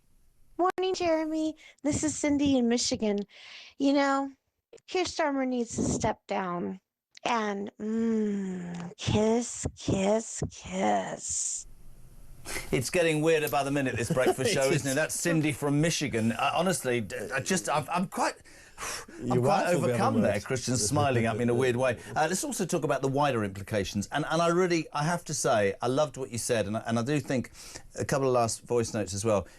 In all of this horror and all of this trauma, we have to remember that Jeffrey Epstein and his paedophile ring, and that includes, it seems, hundreds of famous men, women, predominantly men across the world, there are victims in all of this. Yeah. There are bloody victims in all of this who need to be remembered. Let's talk about the royal family. The other big story is, you know, I sat here yesterday with Kinsey saying I think the royal family's at a crossroads, and I think that they really need to do more than say nothing. We had Prince William's office coming out early in the day saying, we think of the victims, and then last night, the King's profound concern over Andrew claims his palace says we are ready to work with the Thames Valley Police. Now, The interesting thing here is, and I'd love to know your take, you're a working class guy who dragged himself up.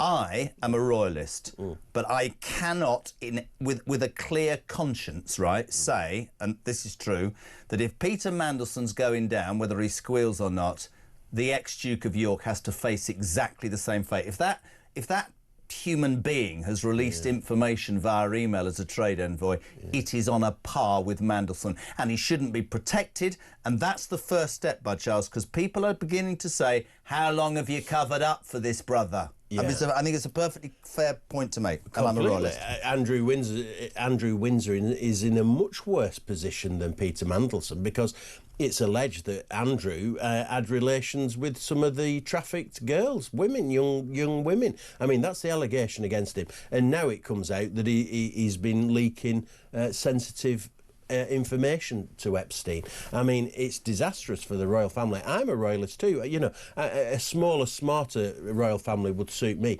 You'll be aware that Charles was in my neck of the woods yesterday. He was in Lancashire, Clitheroe, and he's being heckled in the street. He will not, which is unusual. He will not appreciate that, will he? But it won't go away until they sort Andrew out, and it's just getting worse for him. And we actually got a clip of that. This was spot on, Si. This is the King yesterday being heckled, and this is very relevant. Watch this. Listen to this. Charles! How long have you known about Andrew and Epstein? Have you been protecting Andrew from prosecution? You can say what you want and the crowd can boo, and I'd lay myself on the line as a royalist, but there will be a swell of opinion which says, you know, the Queen gave him 12 million. Nobody can criticise the Queen in front of me, but she gave him 12 million quid. Now, he was her favourite, blah, blah, blah. I don't think it's going to be enough to go even that. I don't think the statement last night. We've got Andrew Loney before or 8 o'clock just to get his views on this, but I don't think it's going to go away. And I fear that the royal to finish with you, mate, I can't get out of my head how many, with the Crown Princess of Norway, emails saying, have my babies, presidents, dukes, kings, queens, bloody prime ministers. This man was notorious, and God knows how. I mean, I've got my own theories, but it's extraordinary, isn't it? They were taken in by him completely, and they knew that he was a paedophile. He'd been prosecuted for it. Prince Andrew was passing him information after he'd been prosecuted as a paedophile. Do you think he was financed by the Russians, or do you think that's conspiratorial? Oh, well, I read the Mail on Sunday who were really picking up on this, you know. I think there's certainly there were connections between Epstein and the Russians, as there was between Ghislaine Maxwell's father, Robert Maxwell, and the Russians. Who fell off the back of a boat. Yeah, exactly. Just as Epstein hanged himself in prison. I mean, yeah. It's an extraordinary story, and much as we'd like to come in any day and try and change the narrative, you just can't. It's everywhere, isn't it? Yeah. Simon, we love having you on. He will be here every week. The legend that is Simon Downshire. Thank you very much indeed. 721 0344 499 1000 for your voice notes, and don't forget, with a bit of intimacy on the back of West Streeting and Mandelson. Kiss, kiss, kiss, kiss. If you are going to send a voice note, make it nice, and also text to 87222. But this show's become more than just a news station. Pete has got an update on his lazy son. Morning, Pete. Morning, Jezza. Pete from Derby. You read my my note out yesterday morning about my son not getting out of bed. His name was Jordan. Well, I don't know what it is that Big Jez has done, but he's up and out of bed this morning. Nice one, pal. Have a good day. Great show as usual. Pete from Derby. I'll just tell you exactly what I told him. I told him you're not his dad. We're back in 3.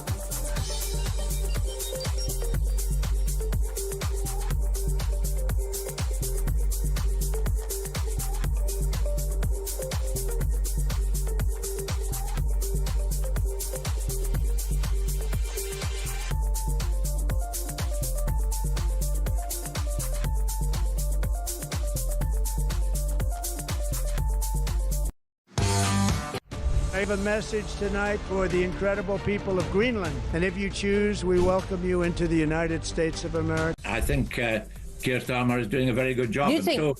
You think a man who made the appointment of Maud Mandelson and that role is doing a good job? 13 U-turns. You call them U-turns. What I say they are is listening to the views of his members of Parliament and the public and altering. Just as I was against the original decision on winter fuel allowance. I made represent across the UK on DAB+, on YouTube, on your mobile, and on your side. This is Talk.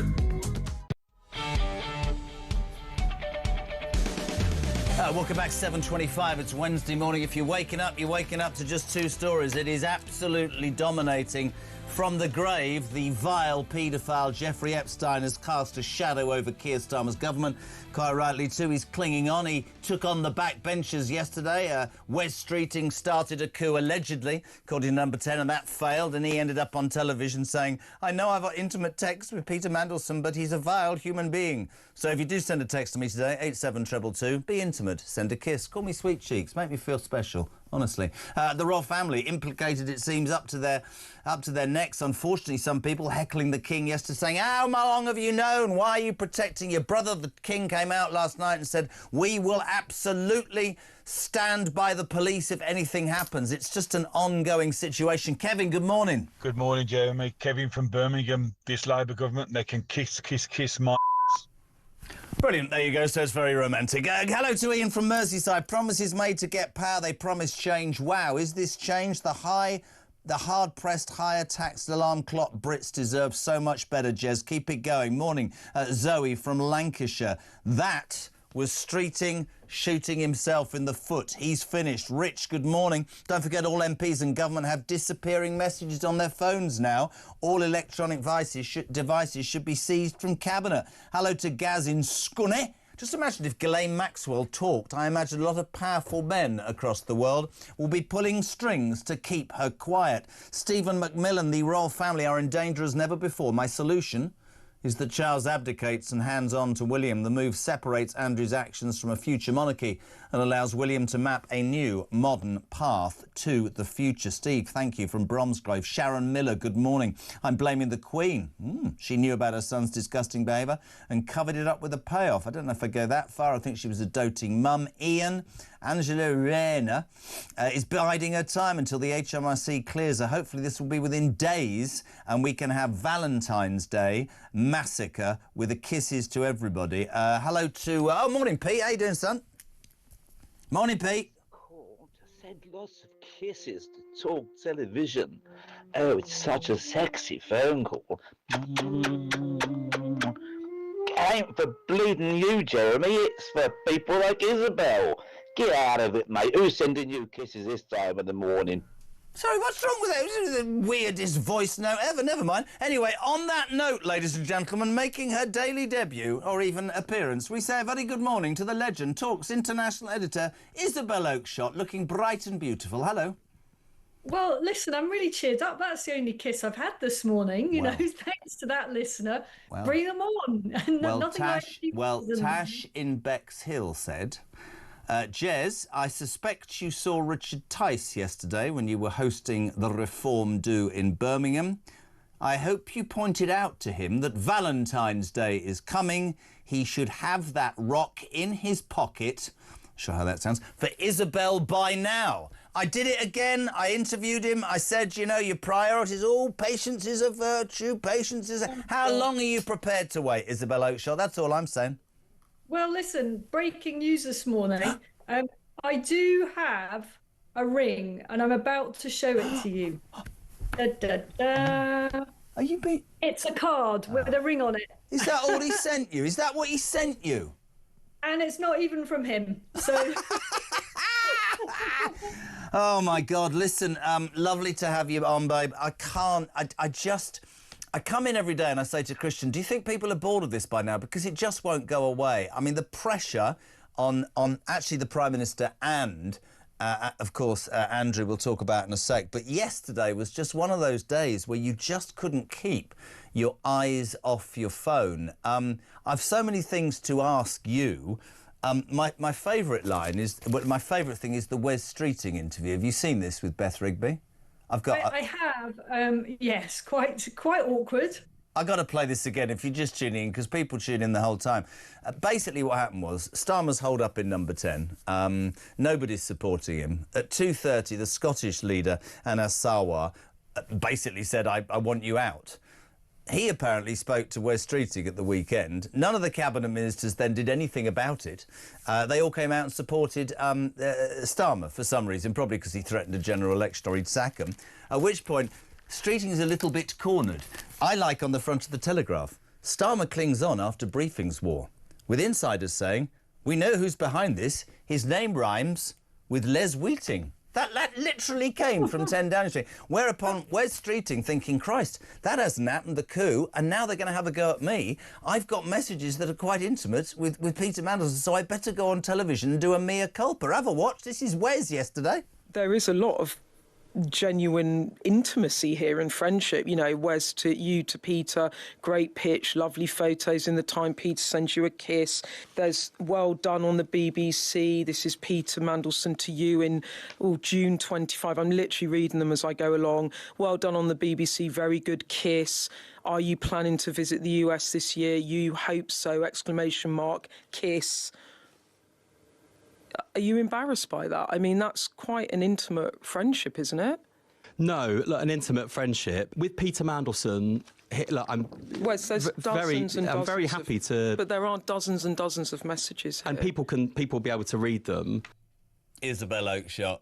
I mean, I don't put kisses on text to your husband-to-be. I'm sorry. It's ridiculous, man.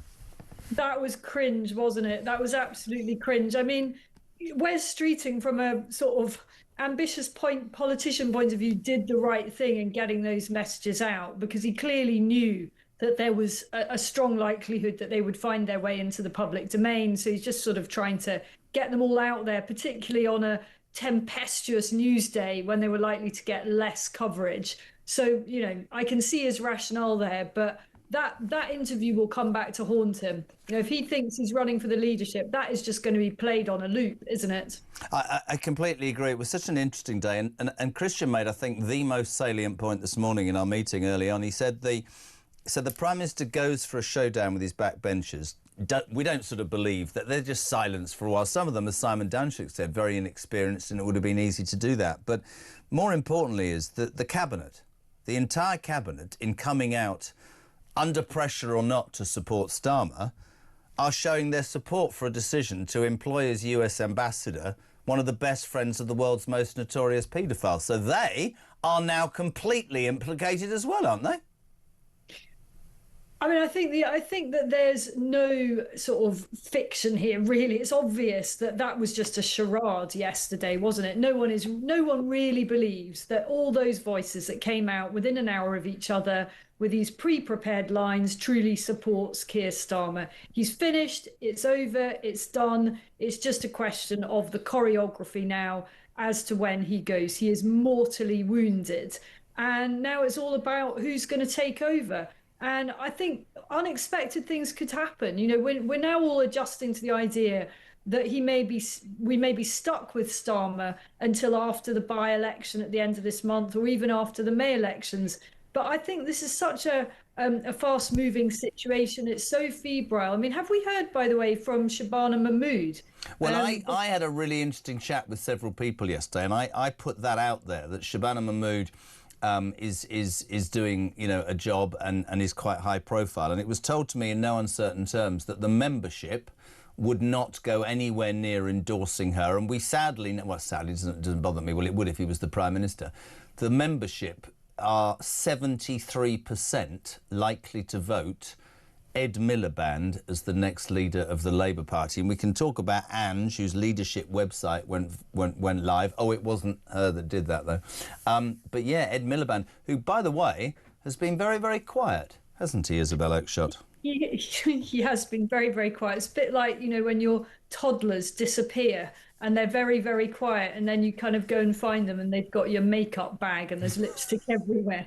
That's what it's like when someone like Ed Miliband in these circumstances goes very, very quiet. He's a submarine and he's just waiting to let the weapons off.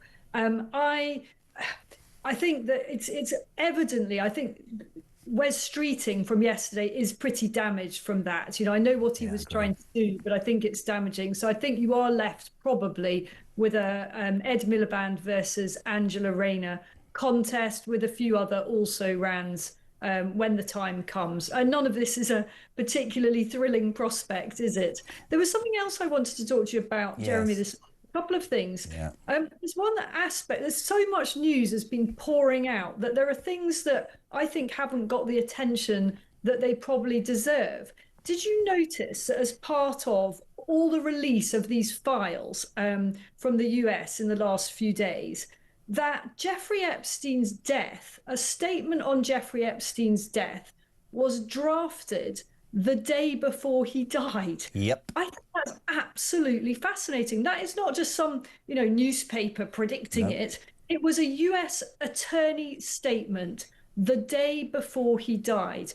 And I sort of feel there's long been these conspiracy theories. Was he murdered? To me, that kind of says, yes, he was. There's more as well. There's footage. You must have seen this as well. I completely agree with you on that. There's footage of a new inmate going into or walking past his cell, there it is, the night before he's murdered or the night he's murdered that nobody can identify. There's the person there if you're watching on YouTube, a new inmate. This footage shows him being marched to his cell wearing an orange jumpsuit, and then later on there's footage of this complete stranger. For all the people who think that this is conspiratorial, and I'm totally... Oh, hold on. Approximately 10:39, a guard appeared in the direction of his cell, and then...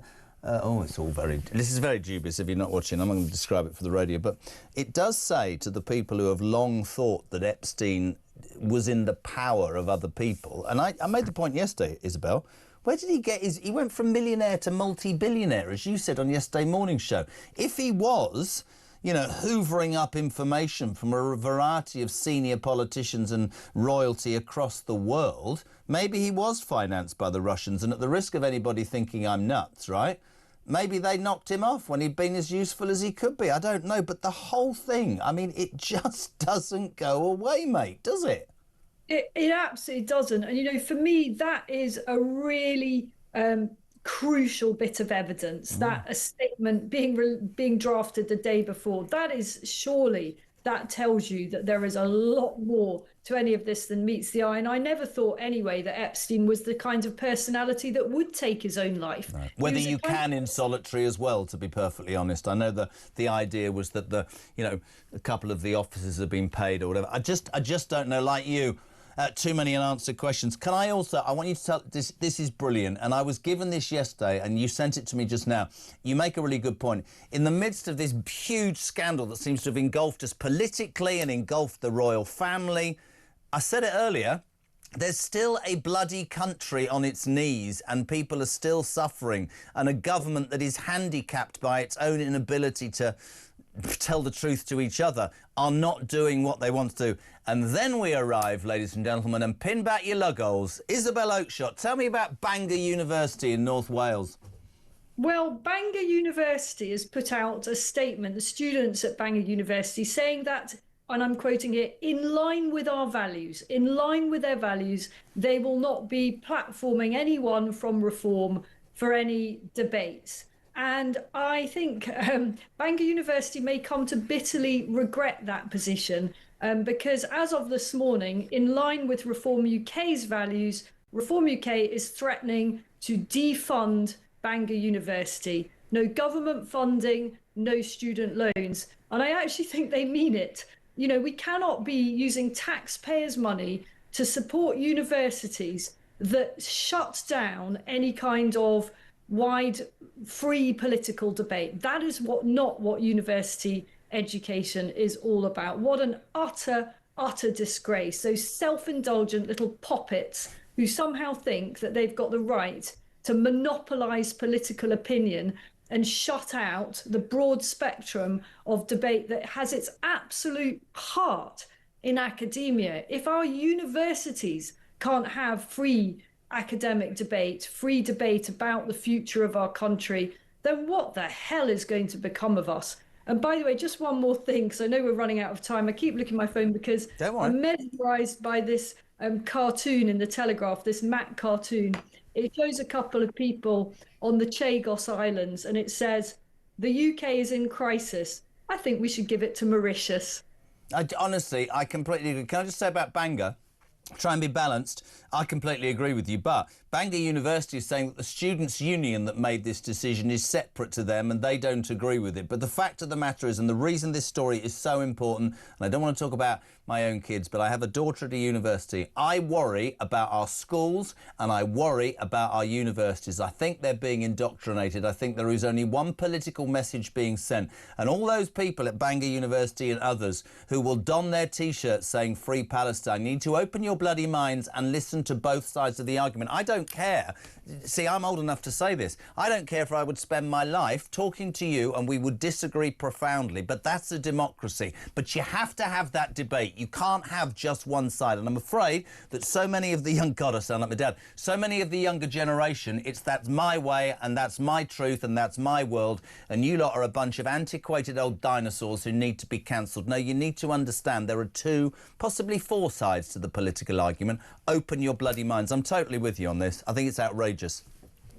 It's so feeble, though, as well. I mean, these are supposedly intelligent young people who seem to think that any kind of debate that doesn't align with their political instincts, their political reflexes, has to be characterised as hate, peddling hate, or racism, or xenophobia. These are the words that they've used in their statement. And yeah, sure, I get that, you know, the student union is different from the institution of the university, but I think there's a pretty big overlap there too. And I think the university has a role. If its students are so misguided as to be pumping out this kind of really, frankly, quite sinister twaddle, then the university itself has a responsibility to step in and say, actually, you know what? We're not actually going to be a forum for you. Couldn't agree more as ever. Brilliant. We'll see you in the morning. Thank you, our Talk International editor, the excellent, amazing Isabel Oakeshott. 20 minutes to 8 o'clock. Morning, Dan. Morning, Jezza. It's Dan from Kent. Where's Streeting? I think he's pushing to be sacked. He knows he can't fix the NHS. He'd be quite happy to sit in the backbench with our Ange. And then come May, when that'll be the final blow for Keir Starmer in the local elections, he'll push for his leadership bid. Anyway, I'll finish off with I love you more than yesterday, but less than tomorrow. Have a great day.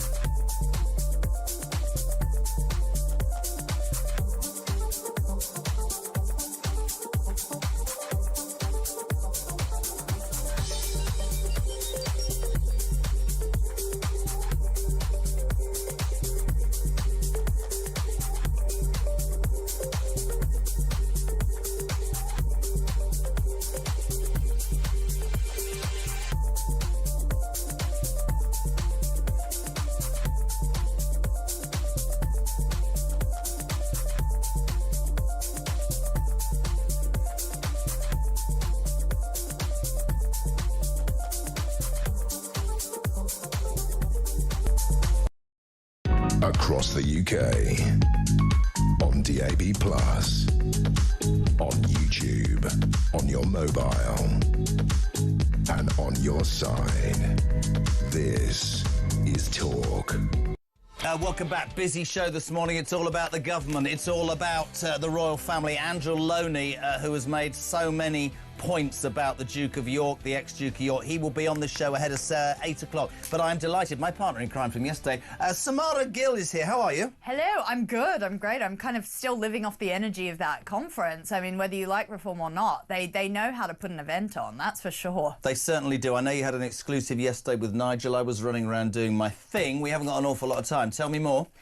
Well, Nigel spoke to me and he told me just what he thought about our still Prime Minister. Here we go. It seems like you won't be the next Prime Minister, actually, of Britain. There's going to be maybe someone else, some sort of chancer from the Labour Party. Who is that person in your mind if Keir Starmer does step down? Probably Rayner, because ultimately the union bloc vote will be a huge constituent part of who gets elected. Also, the Labour membership will be further to the left even than the Labour Parliamentary Party. I think all roads lead to Rayner. Now, she's got some tax issues to deal with and sort out, but if she gets that out of the way, I would have thought that it's hers to lose. Will the country be better or worse without Starmer? I mean, you're saying Rayner might be there, someone even further left, Ed Miliband potentially. Is it going to be a brighter future without him, or is it going to be even worse? Things can only get worse. Brilliant. I mean, he's quite forceful. I mean, yeah, good morning. Yeah, welcome to England. Interestingly, being there yesterday and doing my job, it was interesting. The feeling in the hall was that Starmer was going to go when the Scottish leader came out, but that didn't happen. And now we've got this unedifying streeting thing with the kissy messages with Mandelson. Everybody seems to be waiting for the inevitable. Did you get the impression that Nigel Farage felt that the fall of Starmer is imminent?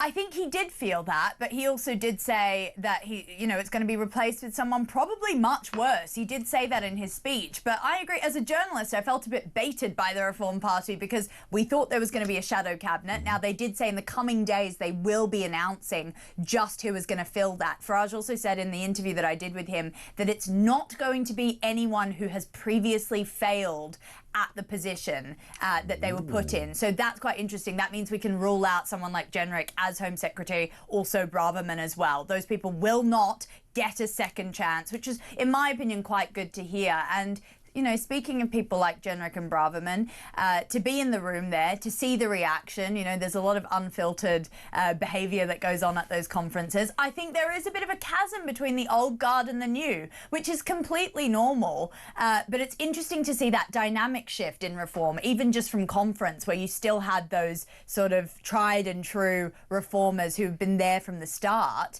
then getting not replaced, but, almost getting infiltrated by some of these Tories. And I think even during your interviews with them, you could see that there is a slight sort of difference in how they operate, in how they speak. I think they're trying to shed that old Tory almost cloak. And I got that impression when I was interviewing the Tories, the Tories that have defected, that they'd never... There's 2,500 people. It's glitzy. It's amazing. You could also tell that they probably answered more questions in the political arena. And you're right, the dynamic of, I've been here from the beginning, I expect a bloody job to, I've just come in and I'm not going to come over for nothing. It's going to be a really interesting dynamic. But as ever, nobody essentially knows what's going on, because Nigel Farage will make his decisions. He's his own man. But it was an interesting spectacle, and you were marvellous in what you do. Can I just say marvellous? And how lovely to have you there yesterday. I know it's a quickie, and she's got out of bed again, but this is the joy of being you, isn't it? Yeah, this is the real joy of waking up and being me, JK. Absolutely. What a wonderful thought. We love you. Thank you. She'll be roving off somewhere. We'll sort out. Morning, Wayne. Morning, Jezza. It's Wayne from Erdington in Birmingham. Starmer says he's never lost a fight. And then I seen that clip of him on the punch bag. Are you joking me? He couldn't punch his way out of a soggy paper bag with scissors on his hands. The man's an absolute Walter. Have a great day, my man. Massive hugs and kisses.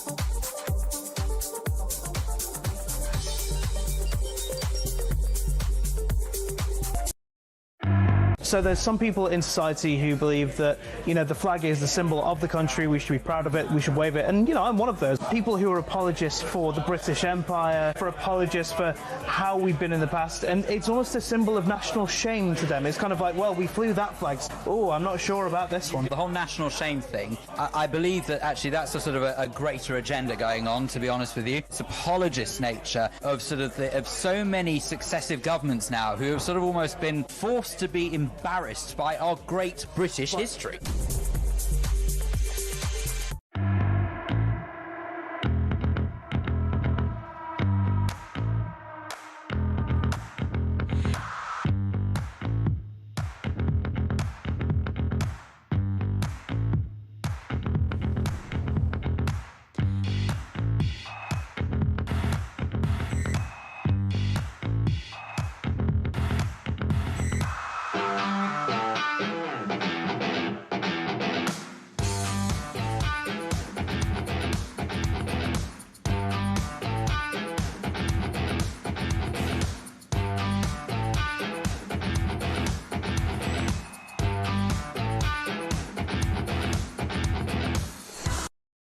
Across the UK, on DAB+, on YouTube, on your mobile, and on your side. This is Talk. Welcome back, 8 minutes to 8. Yeah, thank you for making those amazing, well, just being here for Talk. We appreciate Home of Common Sense, home, of course, of the alarm clock Brits. The story that dominates politically and royally is the vile paedophile Jeffrey Epstein and how he has stained so much of our establishment. Back on this morning, the royal author of the unauthorised biography entitled The Rise and the Fall of the House of York, Andrew Loney. How are you, my friend? I'm very well, thanks. Very nice to be back. I feel like I'm going to have you on every minute, because yesterday we started the show, we were talking to you, we were talking about how the royal family needed something. There was just a feeling in the country that they needed to give something. And then, of course, before William arrived in Riyadh, he and the princess made a statement. Then later on the back of this, and I want to play this clip, because this is really, I think, important. The King was in Clitheroe yesterday afternoon, and he was heckled. Just listen and watch this, my friends. Charles, how long have you known about Andrew and Epstein? Have you been protecting Andrew from prosecution? That obviously, Andrew, had an impact, because later in the evening, the King announced that he stands ready to support any police investigation into his disgraced brother Andrew Mountbatten Windsor. He said, while specific claims in questions are for him to address, if we are approached by Thames Valley Police, we stand ready to support them as you would expect. Pretty seismic shift in 24 hours, Andrew Loney, isn't it? Yes, it is. And I think it's coming really from pressure from social media. I still don't think it's enough. I mean, I think what we do need to know is, what did the palace know? When did they know it? What did they do then? And what are they going to do now? I think this is all just attempt at optics. It's not actually transparency. Saying that they'll cooperate with the police is very different from actually coming forward and explaining why they've protected him for the last 15 years. I mean, I know that the palace have known about these stories for a long time, and they didn't deal with the Andrew problem. They're only dealing with it now because the King is being heckled. I couldn't agree more, and I find myself not even compromised. I find myself opening my mind in a different angle towards the monarchy that I've always supported. I know that you said yesterday on the show you were pilloried when you came out with these criticisms. The autobiography was unauthorised, and a lot of people put the boot in. But you are being proven right on a daily basis, and I'm sad to say I completely agree. That heckler might be one voice. That's just going to grow. People are going to say, how long have you been covering up what is the extent of your knowledge? Is it okay to say, well, we knew he was friends with a paedophile, but that's it? It's a really interesting moment, isn't it, for the monarchy in its entirety? Yes, I mean, there are three problems. One is the financial irregularities, the fact that he was sharing confidential information in a job which was a taxpayer-funded, in effect, civil servant job. If they're going after Mandelson, they have to go after Andrew for misconduct in public office. It's quite clear that women were being trafficked to him, including to royal palaces, so there's a good case there for sex trafficking. There's also the national security angle, the fact that Andrew has got himself involved with Russian intelligence and indeed Chinese intelligence. And there needs to be a proper investigation into his activities. I mean, the fact is that this is about financial corruption at the heart of the royal family from a senior royal covered up by the institution. Just saying we feel sorry for the victims, I'm afraid, isn't going to cut the mustard with the public. I don't know if I asked you this yesterday. If I did, I apologise. If they have been silent, the monarchy, and their example would be, their reasoning would be, we didn't know the extent of it, and others would say, well, you should have known the extent of it. How serious do you think this could get for the king? Do you think that the clamour could literally end King Charles's reign? Yes, I think it could. I mean, I think they seem unable to learn the lessons of the past. With social media, they do need to be more transparent. They go through this gesture stuff, which just doesn't sort the problem out. The fact is, they've tried to shut the story down for years, to the extent of issuing legal threats against journalists, strong arm pressure to deny them access to royal interviews, etc. So the king has known about this. The Queen protected Andrew. She turned people away who came and complained. And I think they have a lot of questions to answer, as does the Met. Why has it taken a private prosecution to actually get them to do anything? And why are the government not releasing all the files on Andrew's time as a trade envoy? I spent 5 years trying to get access to them. What are they hiding? Well, we now know. It's also interesting for me, and I liked when you started and you said, and I think this is really important, that if you're going to prosecute Mandelson, then the very least we should expect is that even members of our royal family, no, the king can't be prosecuted, but others, right, should be culpable. And what frightens me, and I mean that genuinely, is a bit when I think about the grooming gang lack of inquiry, and I question whether the establishment has covered this up. I mean, you're talking this morning as if the royal family have covered this up, even the Met Police, and I can't say I'm sat here disagreeing with you. You're putting this at the door of several institutions, right? Yes, there's been a huge cover-up for years. I mean, this is why there needs to be a parliamentary investigation. All those former heads of UKTI who've never spoken publicly wouldn't speak to me. They know what was going on. I mean, one of the things I learnt yesterday from someone in the UKTI was that Andrew was putting these massages on the taxpayers' bill, and they were being put forward, being supported by senior officials. You know, I've got hardly anyone to talk who served, for example, in Azerbaijan or Kazakhstan. We know what was going on there. Again, diplomats were actually sending prostitutes into his hotel. Now, this is not what we pay diplomats to go abroad and do. So I think there's really big questions for a lot of people. Andrew didn't operate alone. He was part of a huge network. And it's time that actually we had a little bit of transparency. You talked earlier about, and I asked you, could this lead to the end of the king's reign? And you said yes. Many people texting me this morning saying the only way out of this for the monarchy is for King Charles to abdicate and pass the throne to William and start a new era. Is the future King William implicated at all, do you feel? Could he be held responsible with an overview of the monarchy, or would that be a clean break in your mind? I think that would be a clean break. I think that we're moving towards that position just because of the cack-handed way that they've dealt with it. I don't think William knew. I certainly don't think he can be blamed for anything. I think he's tried to interfere. Clearly, there's a hierarchy there, and he can only do so much. It's Charles and I'm afraid the former Queen who really have the questions to answer. And also, you said yesterday, let's not forget the images of King Charles years ago with £3 million in plastic bags from donors across the Middle East. That's a fact, right? It's a fact. Yes. I mean, I think, there are questions, I'm afraid, for the King and his dealings in the Middle East and to support Dumfries House. William, seems to be clean, and I do think we are moving to a position where the easiest thing would be for the king to abdicate. Which to many will be utterly shocking. Can I ask you a very direct question? I haven't got long. And I made a big thing about this. You know, Andrew should face the same justice that Peter Mandelson. Can you see a point where the King's brother, Andrew Loney, goes to jail?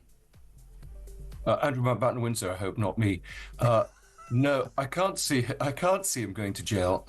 I think he will do a midnight flit, and possibly aided by the royal family. He'll go to a country without an extradition treaty, and justice will not be served. I don't see him paying any penalty for his behaviour, unfortunately. Listen, this is a story that goes on, and we're delighted to have you on again. Andrew Loney, unauthorised biography entitled The Rise and Fall of the House of York. Thank you for your daily update. This is Talk Breakfast. It's 8 o'clock, and the news is next, followed by Sarah Pochin on Breakfast.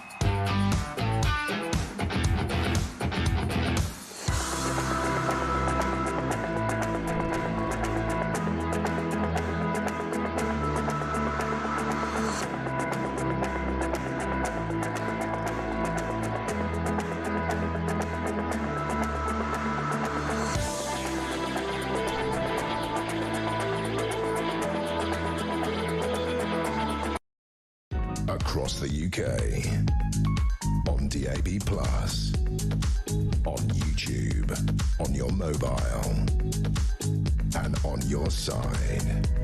This is Talk.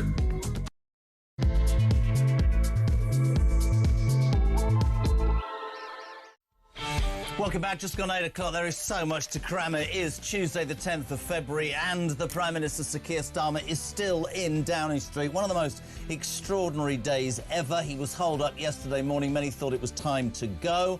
At 2:30 yesterday afternoon, the Scottish Labour leader, Anna Sawar, said, you've got to go.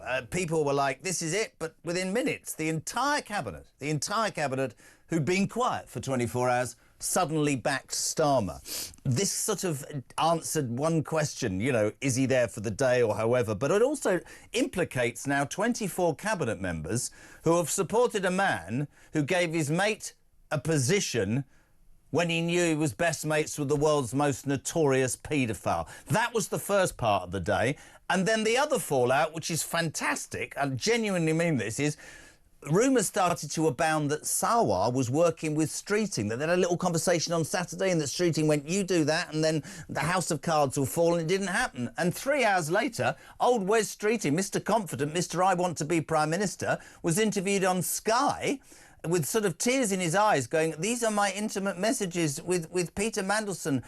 I sent him kisses, but he's my friend. Watch this. There is a lot of genuine intimacy here and friendship. You know, Wes to you, to Peter, great pitch, lovely photos in the time Peter sends you a kiss. There's well done on the BBC. This is Peter Mandelson to you in June 25. I'm literally reading them as I go along. Well done on the BBC, very good kiss.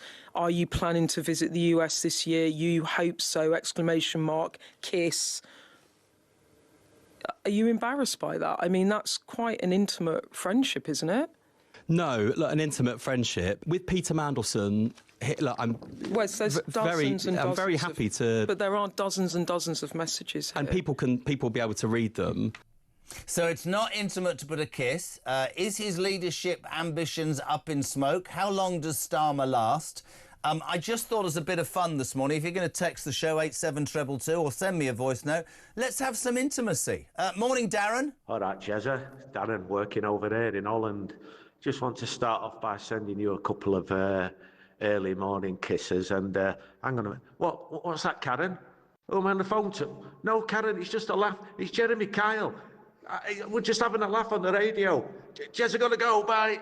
See, it's happening. And when you talk about intimacy, a lady who was fantastic yesterday, the First Lady of Reform, MP for Runcorn and Helsby, Sarah Pochin, in her wonderful kitchen, a different angle. Good morning, how are you?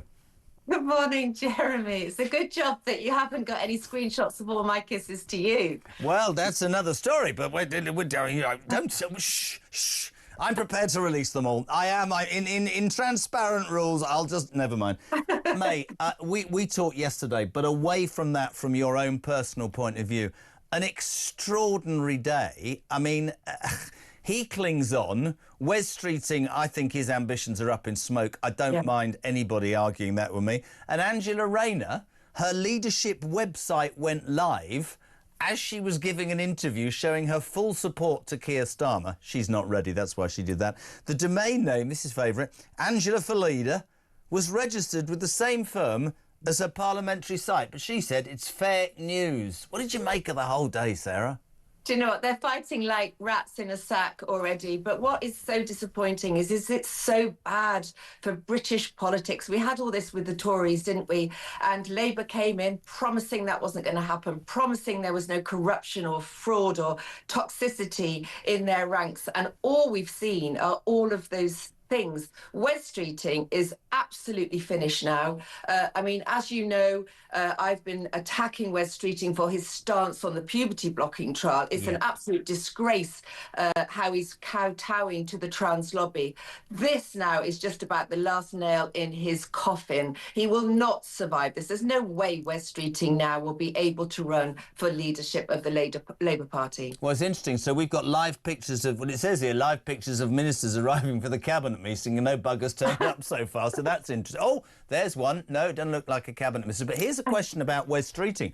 Is he angling, in your opinion, Sarah, to be fired so he can sit on the backbenches and plot? Because Rayner undoubtedly is biding her time because of HMRC. And then you've got the other one, Millipede, very silent. I wonder if Wes Streeting's trying to be fired.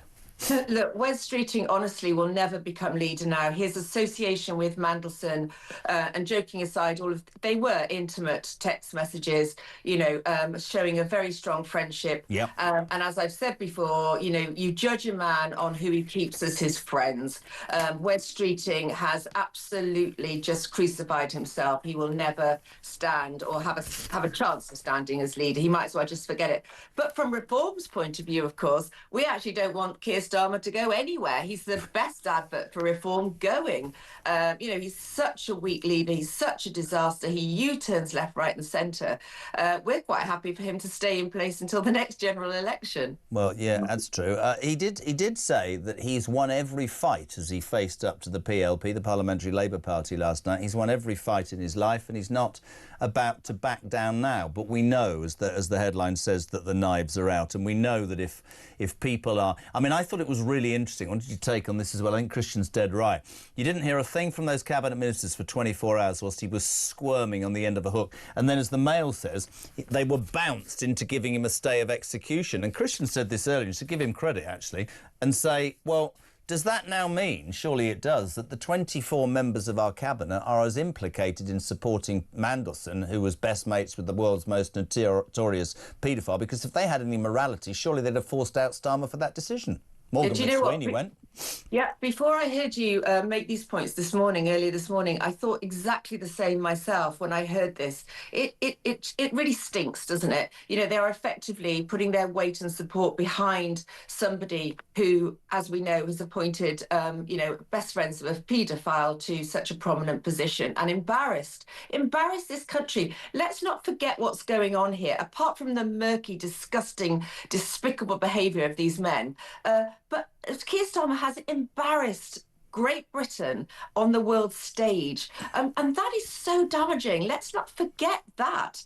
He should go on that count alone. Any Prime Minister that embarrasses the country needs to go.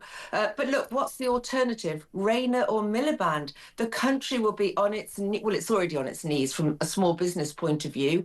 I know because I talk to small businesses in my constituency of Runcorn and Helsby all the time. It's on its knees. But by the end of a period of Rayner and Miliband, oh my goodness, will we be desperate for a reform government? It's quite interesting as well. People were saying to me yesterday, there's not ways to get rid of a Labour leader. I disagree. Oh, well, a cabinet minister's arrived. Oh, that's Darren Jones with his little brown bag. He's the secretary for the Prime Minister. His job's not looking great, is it? Anyway. Oh, I've never heard of him, but... Secretary of State for the Prime Minister. Brilliant. But on a serious note, you've got this belief that you can't get rid of a Labour leader. I think that, I said it yesterday, I think the will of the British people is really strong, and I think that people will not accept this situation. You make a really, really good point. Whilst all of this rubbish is going on and people are plotting and people are scoring points and people are facing up to other people, this country, our borders are still being infiltrated by illegals who shouldn't be here. We've still got not enough police. There's crime everywhere.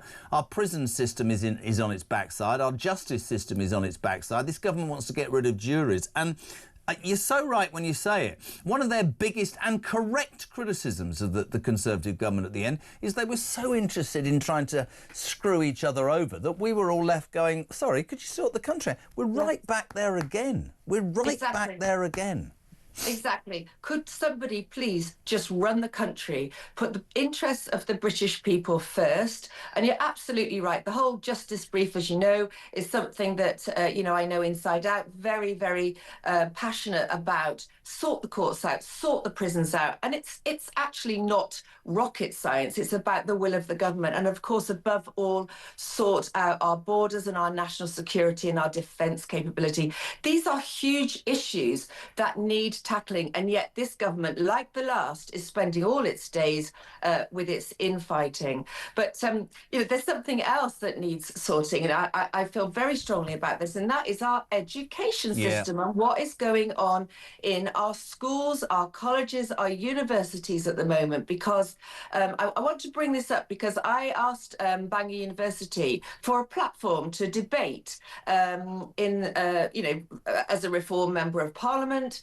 And I've been refused that platform. Before you jump in, I should tell you this. Isabel raised this half an hour ago, and we didn't mention at the time because you were coming on.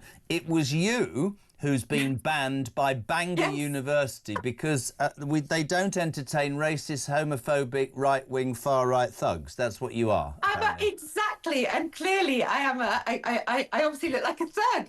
You know, I mean, how ridiculous. I am the most normal, down-to-earth, grounded politician that probably exists in the entire of the 650 politicians out there. You know, I'm just a common sense mum. And by the way, you know, I have an awful lot of gay friends. My brother is gay and happily married to a Sicilian gentleman. You know, I mean, there's not a homophobic bone in my body. It's a ridiculous thing to suggest. So explain to us, you were invited, or you tried to get involved in a debate at Bangor University in North Wales, and yes.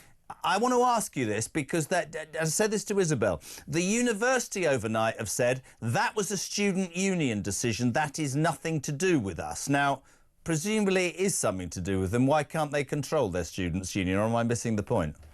Absolutely. And the fact is they can split hairs over whose fault it is. And yes, I'm sure it was the student union. But the point is it's representing Bangor University, isn't it? And they, like you say, need to, it's leadership, culture, you know, all of those things. How can a debating society refuse to debate?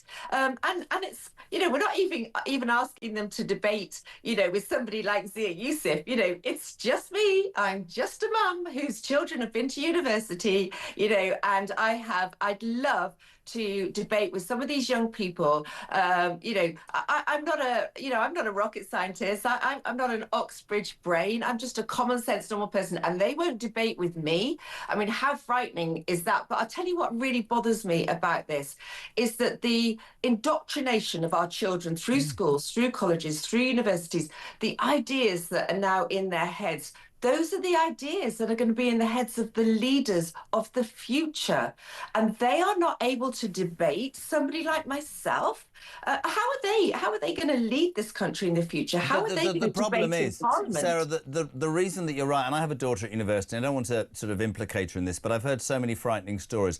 I've got one of my wife's best friend's daughter is 6. She came home and said they're doing stressed classes with us to make sure that, you know, you don't get stressed at school. And her mum's going, can you go and clean your teeth? I don't feel like doing that. Are you laughing at me, Christian? Genuinely true. I think, you know, I'm too stressed, mummy. I think the entire education system in many instances has been infiltrated. And by the way, what we're talking about, let's have it out, right? Let's be honest, right?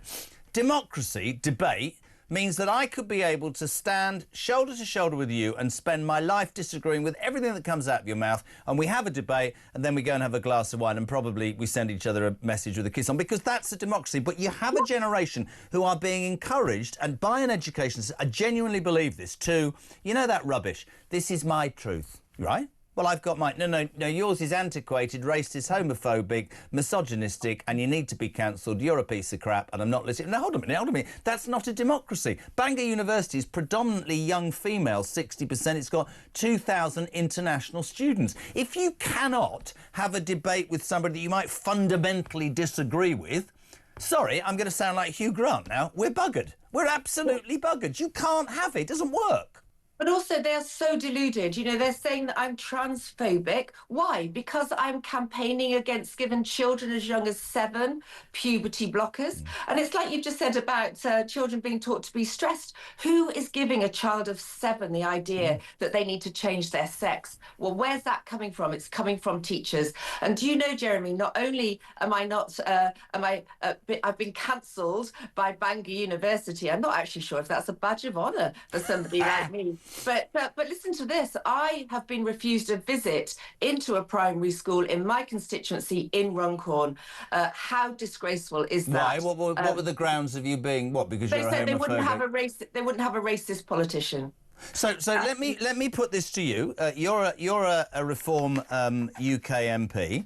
How do you answer the people, the critics, not just in school, maybe in the media, this perception that Reform is run by racists, misogynists, homophobic people who want to just do this right-wing thing? How do you answer that? You're an elected politician. What do you say to those people? The reason that we get called racist is because we want to prioritise the interests of the British people.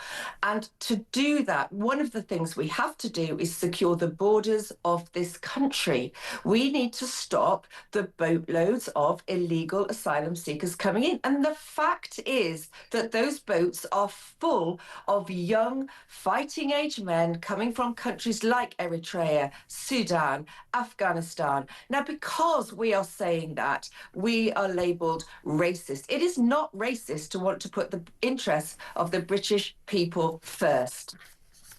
Listen, there's many parts of what you said that I completely agree with, and I think that there needs to, I mean, you talk about the disconnect. Somebody said to me the other day, right, so you've got my wife's best friend's 6-year-old being taught stress lessons.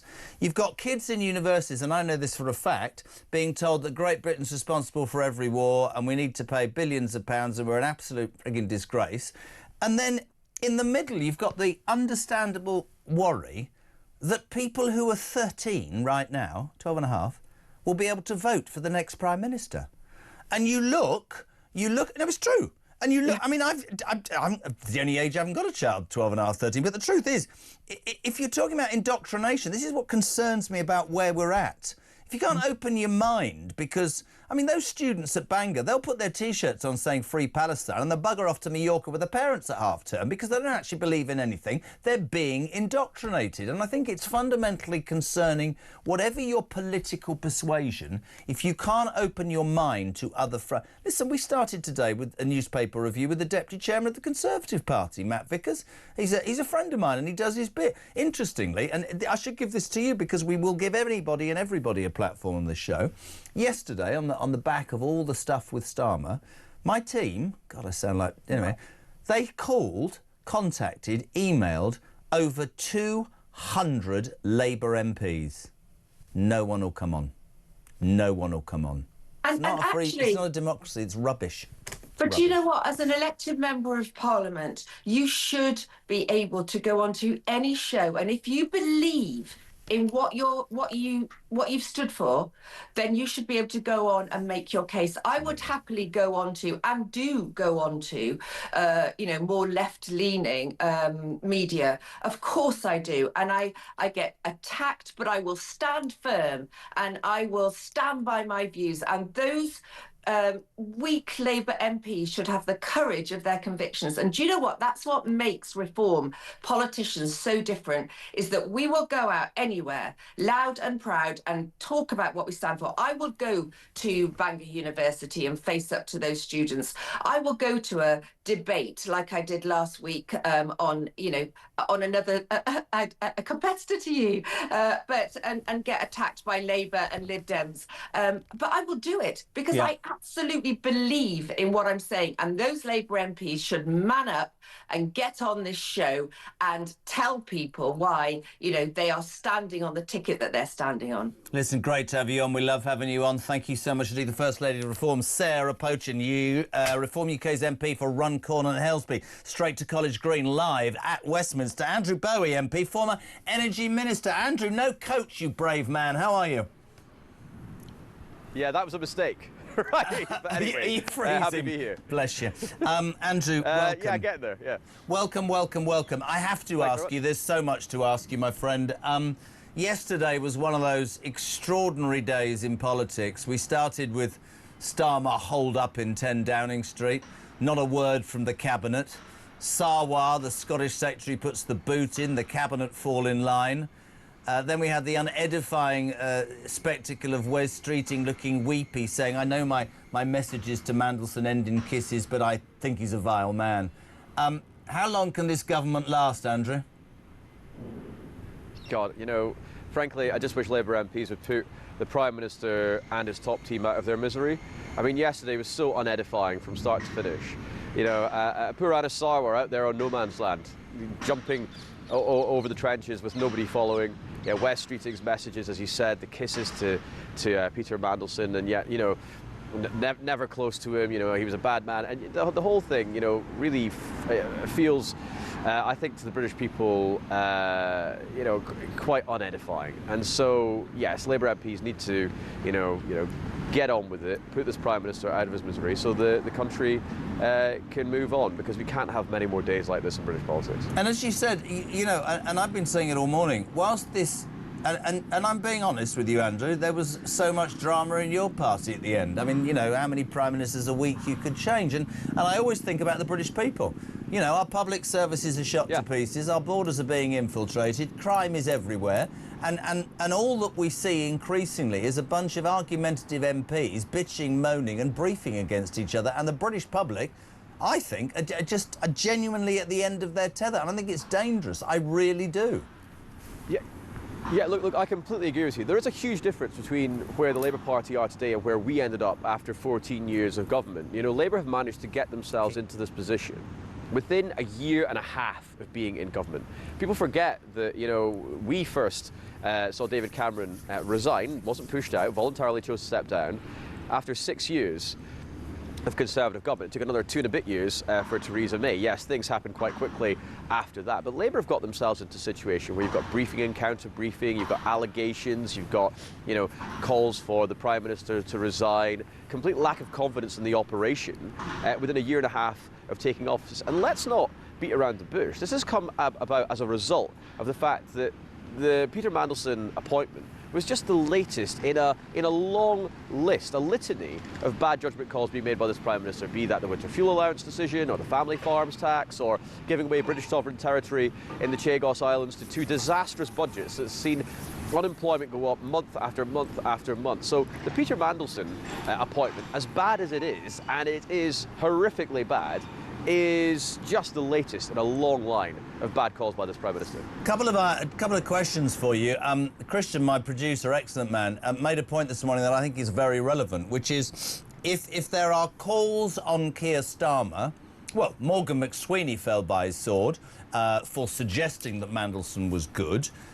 People are saying, quite rightly, you made the decision, Keir Starmer, you should go. But surely 24 hypocritical cabinet ministers who are either protecting themselves or got threatened with the general election, they are now complicit, are they not, in saying, well, we support a man who employed a mate who was best friends with the world's worst paedophile, for God's sake. Absolutely, and the number of them that came out, by the way, in support of that appointment. Yeah. Knowing, even if they didn't know about Peter Mandelson's relationship with Jeffrey Epstein, I don't believe all of them did, but they did know that he had to be sacked twice from the British government before this. So they knew about Peter Mandelson, they knew it was a risky decision to make, and frankly, they all look so weak. The coordinated tweets being sent out yesterday in support of the Prime Minister, obviously threatened with a general election or being removed from their positions. You know, David Lammy spent 14 years trying to get that chauffeur-driven Land Rover. He's not going to give it up just like that. So I think that it is it's unfair on the British people that there are people in the cabinet right now who know that this Prime Minister needs to go, who've got huge questions to ask of the Prime Minister's calls, be that on the appointment of Peter Mandelson, the appointment of Morgan McSweeney, the appointment of Tim Allen as Communications Director, the appointment of Chris Wormholt as Cabinet Secretary, all of whom have now had to leave their posts. But the man that took the decision to appoint them in the first place, he remains, and apparently got the full confidence of his cabinet. Yeah, but Andrew, he's never, ever, ever lost a fight. Never lost a fight. Can I just ask you... apparently so, in his entire life. Yeah, apparently. Can I just ask As an Arsenal fan, as he is, I find that very hard to believe. Do you get free tickets like he does? Oh no, I'm not an Arsenal fan, but he is, and they've got a propensity to throw away the title every year. I think he must know. I think he must know the time's up, because Piers Morgan said, I know you're an Arsenal fan, but it's time to go. Final question. I'd love the Tories' view on this very quickly. Overnight, this scandal, which is engulfing all of us, well, not all of us, but dominating the news channels. The King's finally come out and said his profound concern over Andrew's claims and the Thames Valley Police investigation into Andrew potentially doing what Mandelson did, which is give state secrets away. They would support the police. Yeah. These are difficult times for the British monarchy, and they need to be as transparent as they've never been before, don't they, Andrew Bowie? Yeah, absolutely. You know, I think we all support the King and what he said yesterday evening. in that they stand ready to assist the police with their investigations. What Andrew Mountbatten Windsor is alleged to have done, if it is proven, is deeply damaging to this country. It could potentially be illegal. So therefore, the British monarchy is absolutely right to offer to work and be as transparent as possible with the police investigation. Listen, mate, it's great to have you on, braving the morning chill. Coat next time, but always delighted. And I mean this, we had Matt Vickers doing the papers to get the Tory view on everything. Thank you very much indeed. Andrew Bowie, former Energy Minister, live and exclusive at Victoria Gardens. What is it? 8:28. How busy? Where's the morning gone, Christian? If you're waking up, where have you been? If you're tuning in, thanks for letting me do it here on my own for 2.5 hours. It's all about Starmer. The jockeying for position, the man who is literally clinging on by his fingertips. It's all about the dirty games that are going on. I've said a website. No, I haven't. It's fake news. I've spoken to the man that resigned. No, I haven't. It's fake news. Oh, I've got some love notes from Mandelson. Well, I think he's a horrible man, but he sends kisses to you the whole time. We've got Andrew. He's somewhere on Sandringham Estate wondering if he's going to go to prison, and the King's under pressure as well. It's only 8:30 on a Tuesday morning. This is Talk.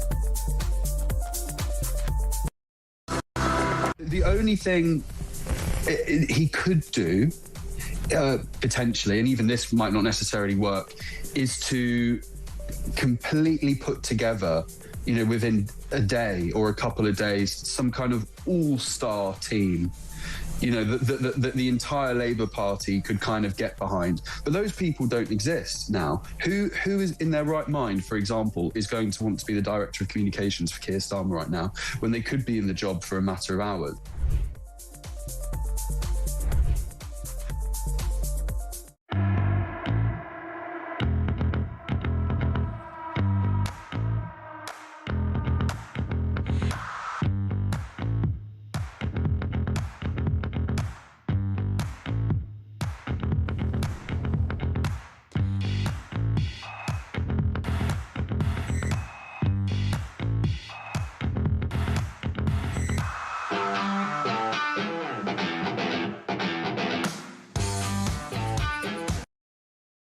Across the UK, on DAB+, on YouTube, on your mobile, and on your side.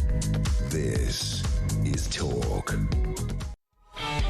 Welcome back, 8:32. We're live across the United Kingdom. This is Talk, the home of common sense, the home of the alarm clock. Britain, thank you for making this the speech radio station that is listened to for longer than anybody else. That's not made up, that's a fact. And we appreciate the support. Hello to Simon Ashby. Jez, you said you would give anyone a platform to air their views. Has Talk ever had Rupert Lowe on? Yeah, he was on with Kevin O'Sullivan the other day. He's been on this show. I've been waiting but not heard that interview yet. Apologies if I miss it. Listen, we had Ben Habib on. We had Nigel whatever. And I ask the Labour Party every day.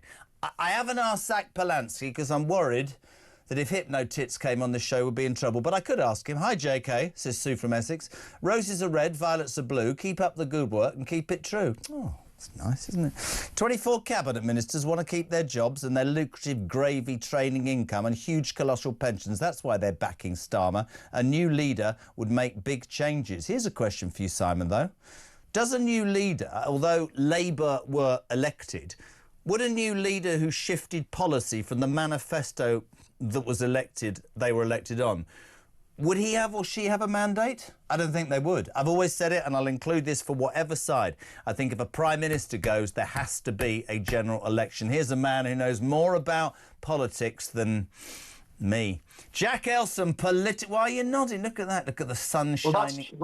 That's quite a low bar, isn't it, really? You know, so I think actually, I think it should be a bit higher than that. You know, someone that knows politics more than the most guru-like political virtuoso to ever walk the land. But yeah, I'll take more than you as well. You think you know more about politics than me?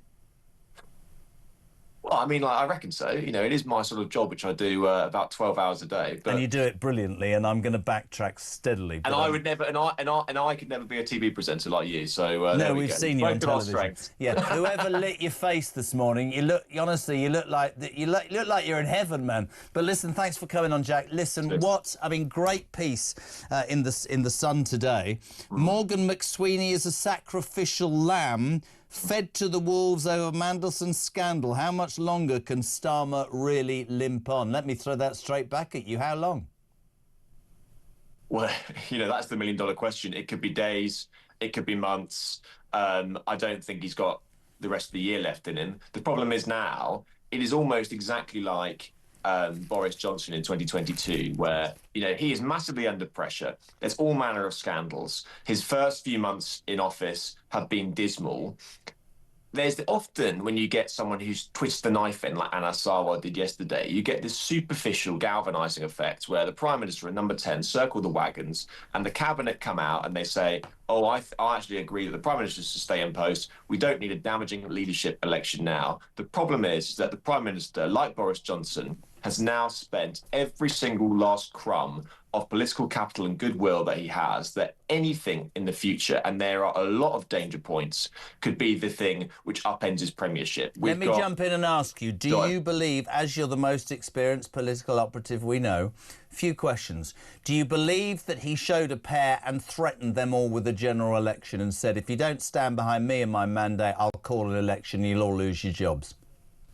I don't think in those explicit terms, but Number 10 have been saying one of their sort of trump cards has been a leadership election, and a change of leader will inevitably lead to some kind of general election. So I don't think they threatened them in such terms, but you know, that's always been the threat which has been levitating over cabinet ministers in the Labour Party. They'd been silent for 24 hours. It was a pre-coordinated thing. I love your response as well to this. Anna Samwa at 2:30, I was at the Reform gig hosting, and they thought, I'm sure, that when that happened, I'm not talking about they Reform, I think most of the country thought that it would fall like a pack of cards. Now, there's an this is brilliant. It's not as well written as the Sun, I'm just doing that, but it's brilliant this morning in the Telegraph. Starmer clings on after briefing, Warjack, with insiders saying, we know who's behind this, and his name rhymes with Les Wheating. That is on the front of the Daily Telegraph, right? So as Wes Streeting was apparently showing loyalty along with the other 23, rumours were circulating that he and Sanwar had spoken on Saturday and that he might be central to this. Sanwar does it House of Cards. This is what I found fascinating. When that didn't materialise, 3 hours later we had a bleary, teary-eyed Wes Streeting on Beth Rigby's excellent Sky. I mean, I think she's brilliant, Beth Rigby, saying, no, I think Peter Mandelson's a vile human being, and I know there's about 1,000 text messages where we're sending kisses to each other, but that's not intimate at all. I mean, you couldn't make this stuff up, man.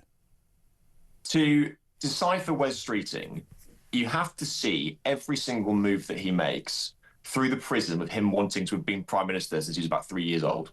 And yesterday was just the latest instalment of that. So what did he do? He knows that at the moment, if there was a leadership election tomorrow, he would find it very, very difficult because there are concerns that his relationship with Peter Mandelson was too cosy, too close, and before all those documents are released in the next few weeks, he would find it very difficult to therefore walk a leadership election. He's also not very well liked with large elements of the Parliamentary Labour Party and the Labour grassroots. So what he did yesterday, I thought was actually quite clever in terms of manoeuvre himself towards that leadership election, because one, he got all those messages out in the open. Yes, they were embarrassing, but they weren't so bad, I don't think, that it could kill any leadership prospect. But also, some of those things which he said in those messages to Mandelson, they're going to go down like an absolute treat with Labour members. You know, he talked about how Keir and Rachel have no growth strategy whatsoever. He said that they're not tough enough on Israel. You know, let's not forget that loads and swathes of the Labour activists are very much pro-Gaza and very anti-Israel. These things are only going to help him. And I thought it was a pretty strategic move to release all of those messages. But as I've just revealed on the Sun website this morning, it has sparked absolute panic across Whitehall. What we're now going to see is a massive release from cabinet ministers preemptively releasing their own messages from Mandelson across outside of the official inquiry process, which is going to throw the whole thing into chaos. And so the Cabinet Office's Propriety and Ethics team last night got in touch with all cabinet ministers saying, please do not do this, which puts them now in an awkward position because Wes Streeting has got his messages out there, but the others have been told you can't publish theirs, so they're a bit cheap. That is why you are much better than me, because we've been looking at it all morning as this was a man whose coup allegedly had failed. He was cornered, and I believed that he was a busted flush. You put a very, very different slant on it. It's quite interesting to make about the members. When Starmer goes, and I don't think it's a case of if, it's when now, I agree with you. Rayner, this was great. Angela Rayner's leadership website, Jack, goes live as she was giving her full support to the Prime Minister. The domain, Angela for Leader, was registered with the same firm as her parliamentary site, but she came out and called it fake news and nothing to do with me.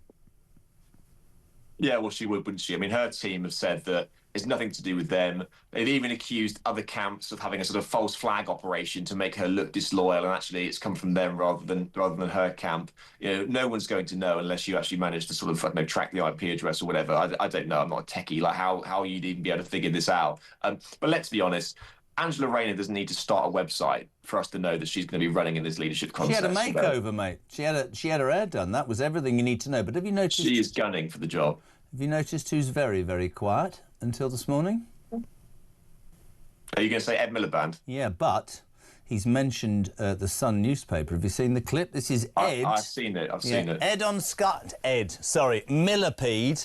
Millipede on Sky News slagging off the Sun. Have a watch. Are you interested? Absolutely baloney. Are you interested at all? Nope. I've said this before. No, I know. Yeah, no, baloney, honestly. So are you interested in the leadership? No, I'm interested in supporting Keir Starmer. Can you rule out running for the leadership? I'm not running for leadership, no. Can you rule out running for the leadership? Yeah, I'm not running for the leadership. I know you're not running for it right now, but can you rule out running for the leadership? Yes, I'm not going to run, yeah. The Sun reported a Labour source saying Ed is preparing to run again. He's told people, despite what he says when he's interviewed. Are you lying to me, Miliband? Such a reliable newspaper. Are you lying to me? Of course I'm not. Don't be ridiculous. Why do I not believe a word that comes out of his mouth, Jack Elson?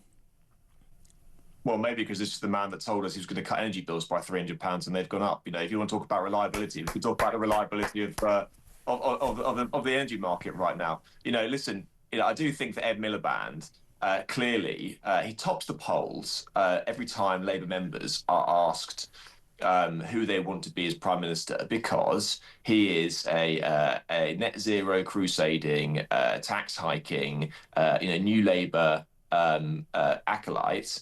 Of which goes down incredibly well among Labour members. I mean, that's totally the case. But as is often the case in party politics, what the members love, the country hates. And that's never truer when it comes to Labour politics. That's why Shabana Mahmood probably hasn't got a cat's chance in hell, because she's actually trying to get through some serious immigration reforms.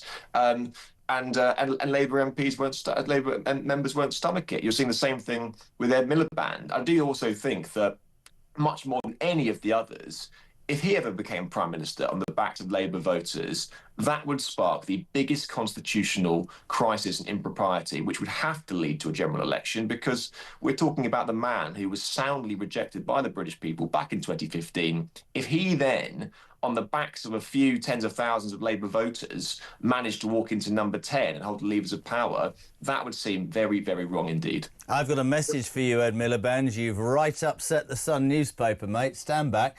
Jack, I just want to say that you've proven in the last 10 minutes you are massively superior to a turd like me when it comes to political knowledge, and well done, and fantastic to have you on as ever, my friend. What are you doing today? Off to the club in Mayfair for a swim or something? No, I'm definitely not. I got back from the Commons very, very late last night. So I'm going to be heading in now for another day of high drama, I suspect. Good man. Great to have you on. He's excellent. Jack Elson, political editor for The Sun. It's almost 8:45. We're live across the UK. Morning, Matty. Morning, J-Dog. Matty from Doncaster here. I just wanted to give a big shout out to the man, the legend himself, Donald J. Trump, because without him we wouldn't have all this wonderful news we've got at the moment. The left form against him, he releases things that put the left under. The Danish won't give him the Greenland. He turns around and releases things showing their royal princess is in the Epstein files. All I want to know is what's going to come out on the next batch of files after Starmer and his rats have got the sinking ship somewhat stable. It's all going to fall to pieces, and we're just going to have to grab the popcorn. Gonna lick my lips and send you a big grandma sloppy kiss. Mwah! Great show, lover. Take it easy.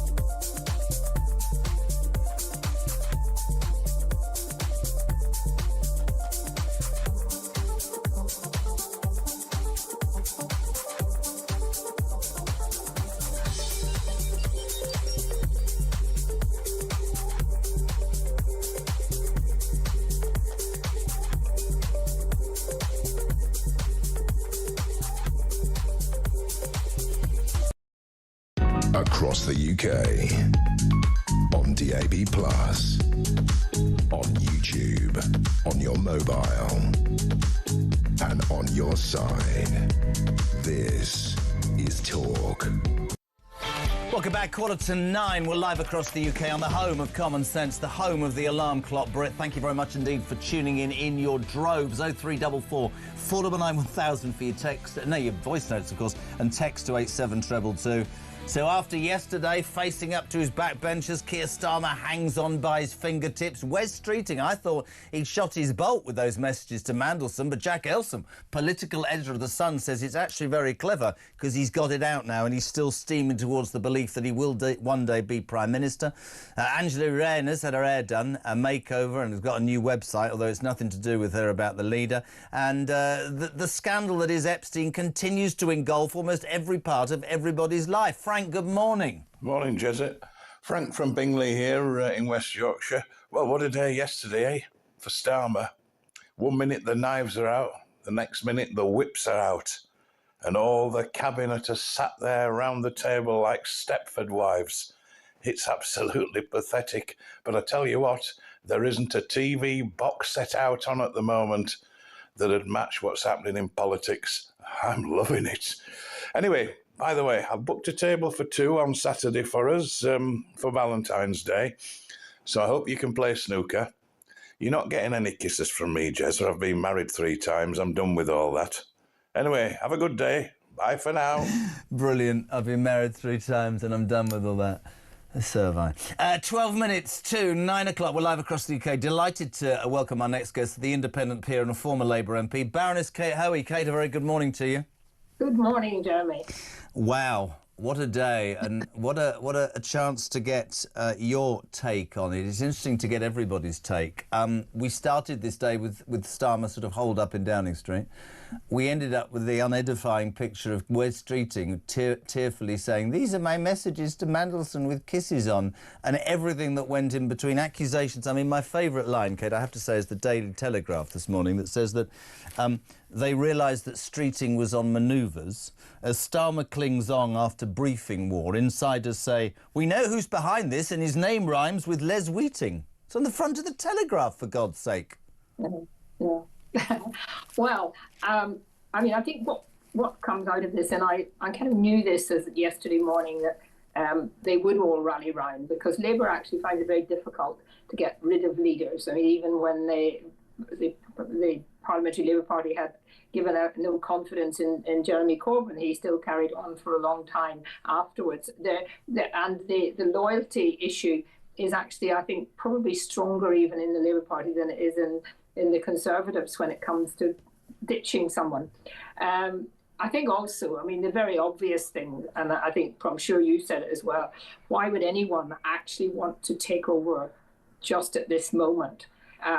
You know, I think the reality is that we're going to have the by-election, which probably, well, definitely, I think Labour will lose. It's a question of who wins, and I think that's quite likely to be Reform. And then we've got the May elections. And so the party is going to be in a huge disruption, and the members out there are going to be very angry. And that's when, between now and then, I think there will be a lot of, as we've seen, speculation, a lot of manoeuvring.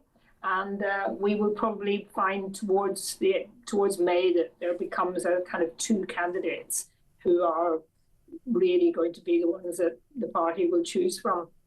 None of them, I think, are particularly exciting in terms of what the country will want. It's fascinating to get your take. I mean, interestingly, that last call, I mean, you made the joke about the table if you were listening, because we were talking about let's have some intimacy with the listeners. I mean, you just look at it, and all I can go back to is the current Prime Minister arrived in Downing Street and said the grown-ups are back in the room. We're fed up with this backstabbing, childish political squabbling that's gone under the Tories. And in 18 months, I mean, they really have got themselves in a position, I don't say this lightly, as bad, if not worse, than the Tories.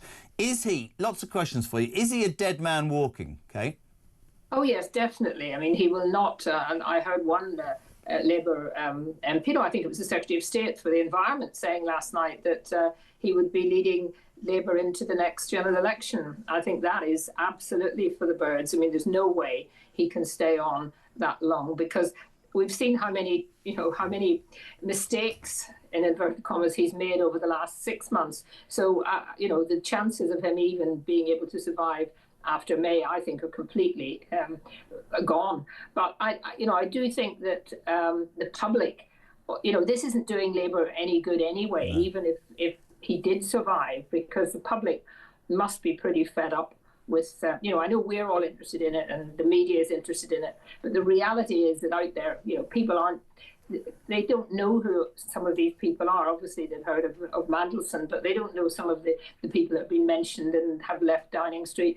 And while a lot of people will be interested, the vast majority of people are just getting on with their lives. And so it doesn't help Labour in terms of the next election or their opinion polls. It'll be really interesting to see the next opinion poll. I would imagine Labour will be down even further than, we could possibly have thought 6 months ago. I think it goes beyond that, and I completely agree with you. And I only want to say that if it is down to 15%, who the hell are the 15%? But here's my point about yesterday. The Cabinet were mightily silent for 24 hours. Then they all fell into line within minutes. It was obviously coordinated. I don't know whether he threatened a general election and said you can all lose your damn jobs. But my producer, Christian, made this point earlier, and I keep crediting him because I think he's spot on.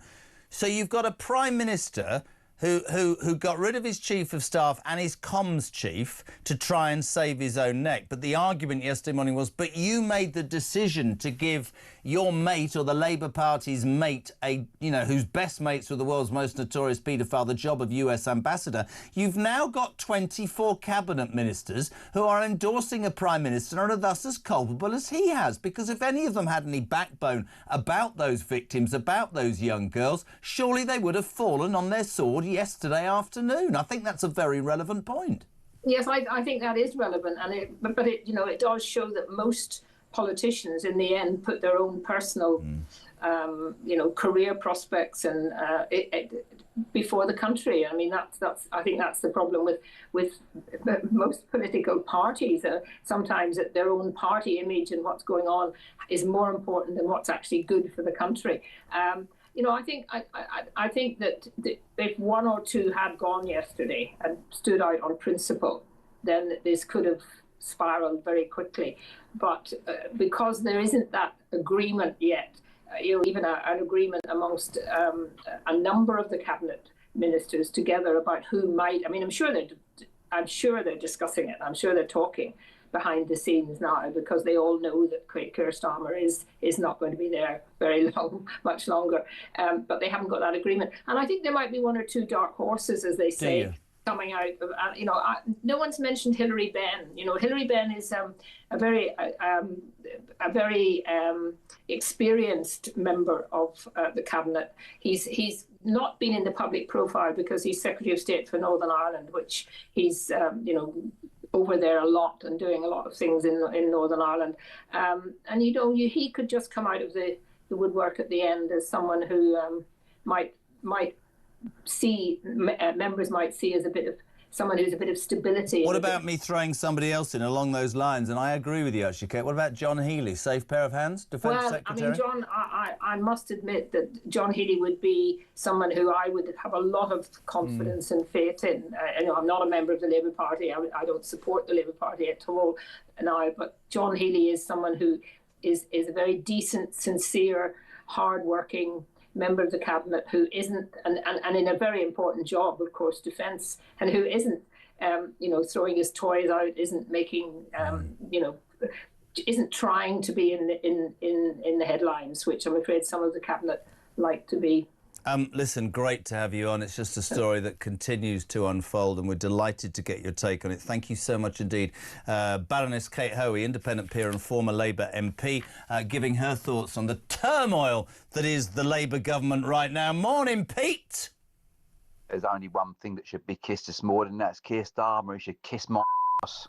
Brilliant. OK, that's just showing exactly what the country thinks. Let's do some sport, 90 Big minutes M. in 90 seconds. From The Sun. Morning, Dan. How are you?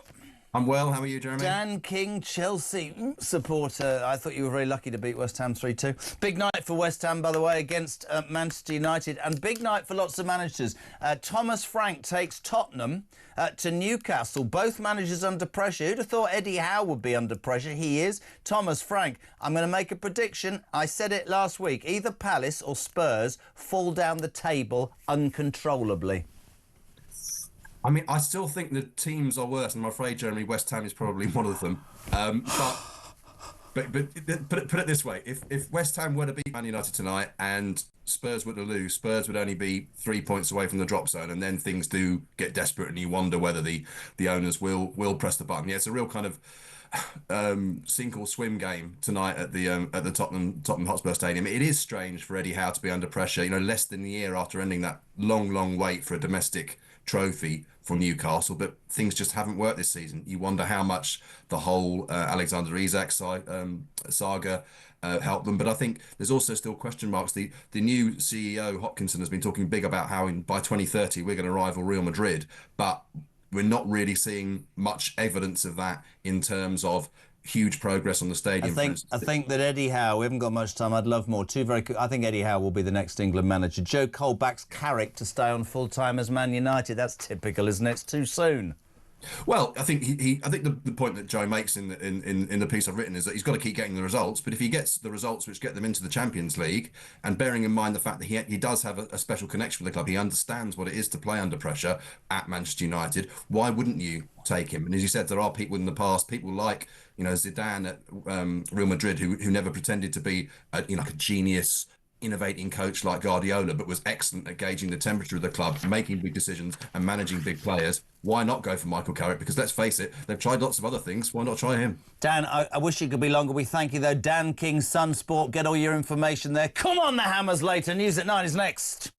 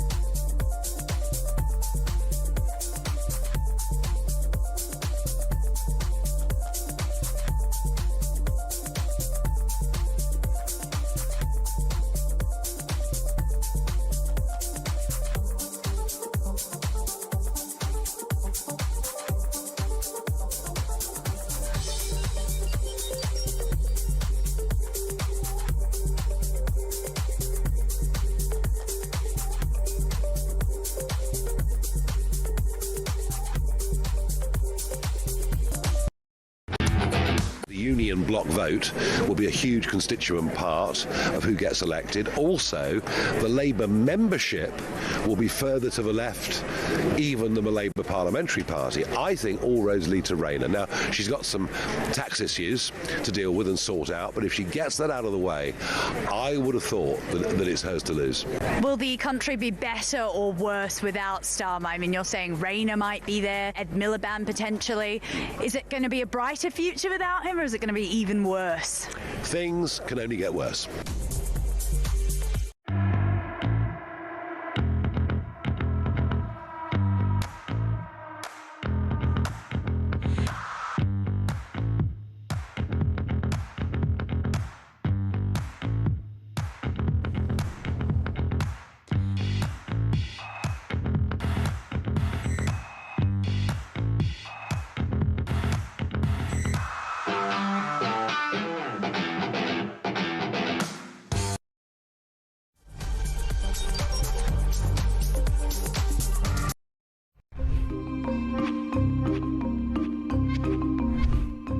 From Crowborough, where the local residents are enraged with what has happened to their community merely overnight, when just 27 single male asylum seeker illegal migrants were bussed into their military training camp.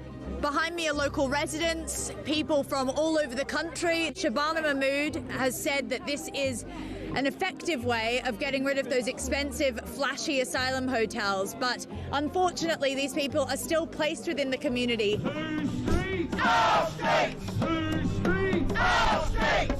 Whole town is very afraid because these are unvetted men from countries that are, the government warn us not to go to. I've got an 18-year-old daughter and she gets the bus opposite camp. Do you feel safe for her? No, so that will have to stop. Right. We'll either have to wait with her or take her to wherever she needs to go.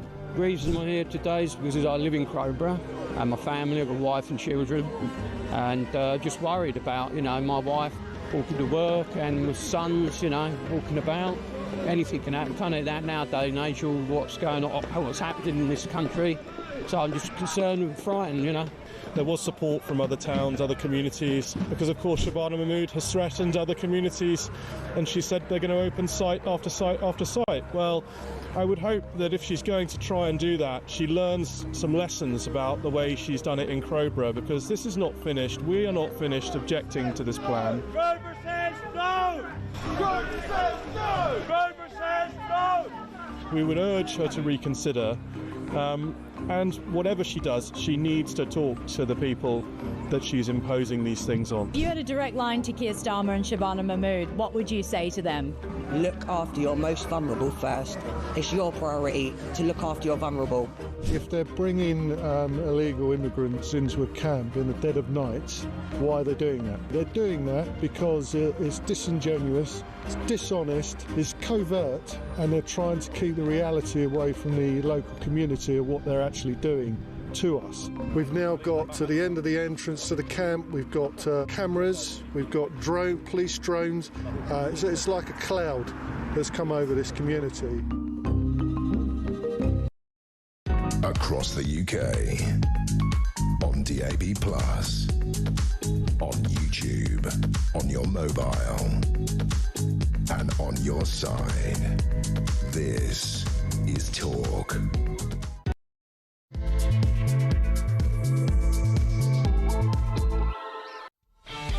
Welcome back, my friends. Just gone 9 o'clock. We are live across the United Kingdom on Talk, the home, of course, of Common Sense, the home of Alarm Clock Brits. And thank you for making this radio station listened to for longer than any other speech-based radio station in the UK. It's not made up. That's a fact. It's 9:05. Oh, my God, it goes on. This hour, Robert Jobson, the royal editor, will be here as more revelations in the last few minutes from the Epstein files. I'm not going to say too much, but it's unbelievable. Did you hear that story in the news? Having 3 cups of tea a day decreases your chances of dementia.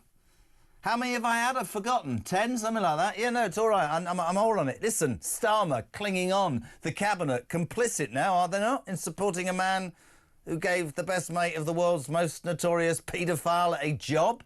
Rayner, I know there's a website saying Labour for I want to be the leader, but I didn't make it. But it's on the same as your parliamentary site, love. Are you lying?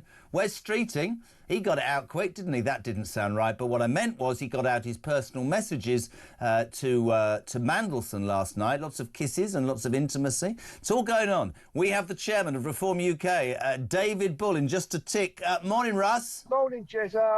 The best way that Starmer can get out of this record of being the worst Prime Minister that we've ever seen is to resign and get Millipede in, because he'll beat his record. Thanks, Jez. Have a good one. Russ, love you long time. You see what's happening this morning? I just said, you know, if Wes Streeting and Mandelson can be intimate, just be intimate, and it's all gone a bit wrong here, isn't it? Heather, morning. I love you all the while. With your cute little wave, will you promise that you'll save your kisses for me? Save all your kisses. Great, the world's gone nuts. We say a very good morning to the legend that is Dr. David Bull. Is he in a flowery shirt? Good morning, sir. Good morning, young man. Welcome to Birmingham. So nice to see you yesterday. And can I just say thank you so much for hosting an event in an impartial way. And can I just say, to have 2,500 people in the NEC in Birmingham at 3 o'clock on a Monday afternoon tells you everything you need to know about the state of British politics. Would you not agree? I do agree, and I'll tell you what's come out of the show this morning, boss, without any factual... This is totally on a line to you. So many people are saying, well, this shenanigan is taking place whilst there's backbiting, whilst they're fighting for things that really matter in this country, the infiltration of our borders, the lack of a series of public services in their importance on a daily basis are being ignored. And hard-working Brits are going, hold on a minute, can you lot concentrate on what's going on? But these stories won't go away, will they? No, they won't. And that's what I'm hearing on the doorstep the whole time. I'm off campaigning in Manchester, actually, later on. But when you knock on the doors, people are sick and tired of what is going on. They're saying, look, here we go again, another psychodrama from yet another party. So there is all this infighting. And actually, yesterday, we were talking about this, weren't we? The fact is, we didn't know quite what was going going to happen Yeah. and what was going to unfold. And so certainly when we got that message that Anna Sarwar was about to call the press conference, we all thought, right, here we go. Now, clearly, there were more people. This is my take on this. There were more people lined up. There was a domino effect meant to happen. Now, we then talked about the Welsh leader. That was what I was hearing yesterday here, that she was going to come out and also call for Starmer to go. We also heard about 3 cabinet ministers. And then, of course, it all changed. Now, the question is, what then happened next? So is the case that actually it was Wes Streeting who then bottles it? And then you and I were talking about this. There was the PLP meeting, the Parliamentary Labour Party, at 6 o'clock. Now, we don't know what was going on in that. But did Keir Starmer threaten them with a general election? And that is my feeling, because actually that's the nuclear button. If he called a general election tomorrow, and I would say this, wouldn't I? He would lose. They would lose. And so that for them would be the nuclear button. Many of those MPs hanging on by a thread. Let's look at Wes Streeting. His majority is about 500. Yeah. He will lose. Well, it's interesting. I didn't think we could stoop any lower. A paper that I read often, the Daily Telegraph. I mean, this is on the front this morning, David, right? Starmer clings on after briefing war, with insiders at number 10 saying, we know who's behind this and his name rhymes with Les Wheating. I mean, Jesus Christ, that's the Daily Telegraph. So there were lots of different ideas, and I just put this to Jack Elstrom. I'd love your take from a reforms point of view, because I thought probably, I don't know, you know, he was behind it, Wes Streeting. It went horribly wrong. The Cabinet, probably threatened by Starmer or the number 10 operation, fall into line in sync in a minute. And then Streeting's left out in the cold and then thinks, oh, my God, if I've still got any ambitions left, I'll tell you the best thing I can do is get sacked, but I also need to get out that Mandelson and I were quite close. Because I don't know if you heard Jack Elstrom say this, but last night other Cabinet ministers were thinking of releasing their messages between them and Mandelson, and the Cabinet Office have said, no, we don't want you to do that. So you could look at it, Jack said, that actually for his teary little appearance, have you seen his appearance on Beth Rigby, by the way? Have you seen this? No, I didn't see it, actually. And for anybody tuning in, Wes Streeting, having allegedly led the coup, by 6 o'clock was tearfully sat in front of Beth Rigby. Have a watch. There is a lot of genuine intimacy here and friendship. You know, Wes to you, to Peter, great pitch, lovely photos in the time. Peter sends you a kiss. There's well done on the BBC. This is Peter Mandelson to you in June 25. I'm literally reading them as I go along. Well done on the BBC. Very good kiss. Are you planning to visit the US this year? You hope so! Exclamation mark. Kiss. Are you embarrassed by that? I mean, that's quite an intimate friendship, isn't it?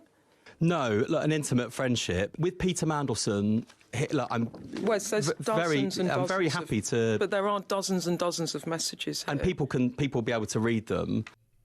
Where do you come on this? Do you believe that he was cornered, or do you believe that that was a shrewd move to get them out there, David? No, he was cornered, wasn't he? This is, make no mistake, this is very calculated now. So Starmer is in power, but he's completely lost control. So the question is, now all of those players are now trying to work out the best way to put themselves forward. So, as you say, Angela Rayner didn't set up a website, which clearly exists. Then you've got Wes Streeting. He's decided that actually he'll publish everything and put it into the public domain so that he's on the front foot. I read them this morning, and there are kisses. I mean, it is quite... If you're bored this morning, do read the messages, because it's really quite enlightening, the relationship between the two of them.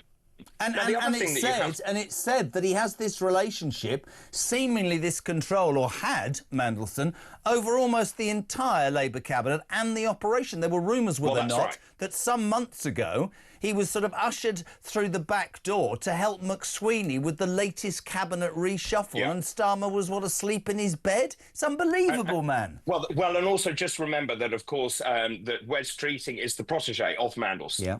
So then we go into what happens next. Now, the question is, how does Labour recover from this? And actually, I will come back to the bigger point, which is actually the country's in free fall and the government isn't doing anything about it, and people are sick and tired of what's going on. And I've said this, I think I said it last week to you, that if you were to design a manifesto to pretty much clobber everyone in this country, you would come up with what they've done. They've clobbered small businesses, farmers, you name it. They've clobbered pensioners, the winter fuel allowance. I mean, it is a catastrophic disaster. And Sarah's point is really valid, because the longer that Starmer stays in power, the higher we go in the polls. So in many ways, we don't really want Starmer out, but I do for the benefit of the country. Yeah, but you say the benefit of the country, but you're absolutely right. Would it be worse if it leant massively to the left? You look at Rayner, you look at Miliband. Well, that's right. And that will happen. I don't care what... I mean, I respect Jack Elsom. I disagree. I think that Streeting has shot his bolt. But here's an interesting thing as well. And as the chairman of Reform, you would have an opinion on this. A lot of people have said, oh, those Conservative MPs have defected to Reform. There should be an election. And they've said, no, that's not going to happen. But here's the bigger question. If a government is elected on a manifesto, and in the midst of that term, elected on that manifesto, they decide to lose that leader and bring in somebody else who changes the direction of the party, how the bloody hell can they still have a mandate? I agree entirely with that, because if you remember, also they lied, didn't they? They said they wouldn't increase tax, VAT, national insurance, and then did quite the opposite of that. But actually, that shows pretty much what happened at that election. They had no plan for government. I laughed this morning when they were talking about change. It's the only word they know, plan for change. We're going to change. We've learned. You know, they haven't learned. They haven't learned. They need to go. But you're right. So if the party, and this is where I was getting to with this, Wes Streeting is not liked by the unions. He is seen to be too progressive to the right. So Angela Rayner would be the bookies' favourite in terms of the unions. Now, if they then veered dramatically left, I agree with you. That is not the government that people elected. And bear in mind that actually Keir Starmer didn't really get a huge thumping majority. The number of people who voted for him was not that large. It was really a vote against the Conservatives rather than pro-Labour. So if you then go to a socialist agenda, I think you have to then say, well, hang on a minute.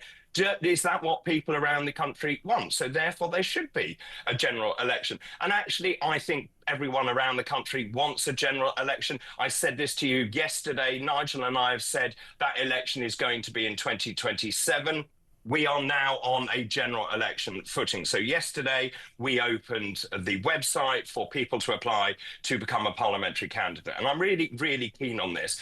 I want people who've got real life experience. Wouldn't it be great to have a doctor in charge of the health service? Wouldn't it be great to have a farmer in charge of agricultural policy, for example? Someone who's worked in business, you know, someone who's run a business to actually look after the interests of businesses, both small and large in this country. And when you look at the cabinet as it is, not one of them has run a business. No, I agree. Now, a couple of questions that people have put to us, which is really interesting. We've got Sir John Curtis on in just a tick. Oh, yeah. Looking at what's happening, not just in the Gorton and Denton by-election. We'll talk about the candidates in just a tick, as we must do.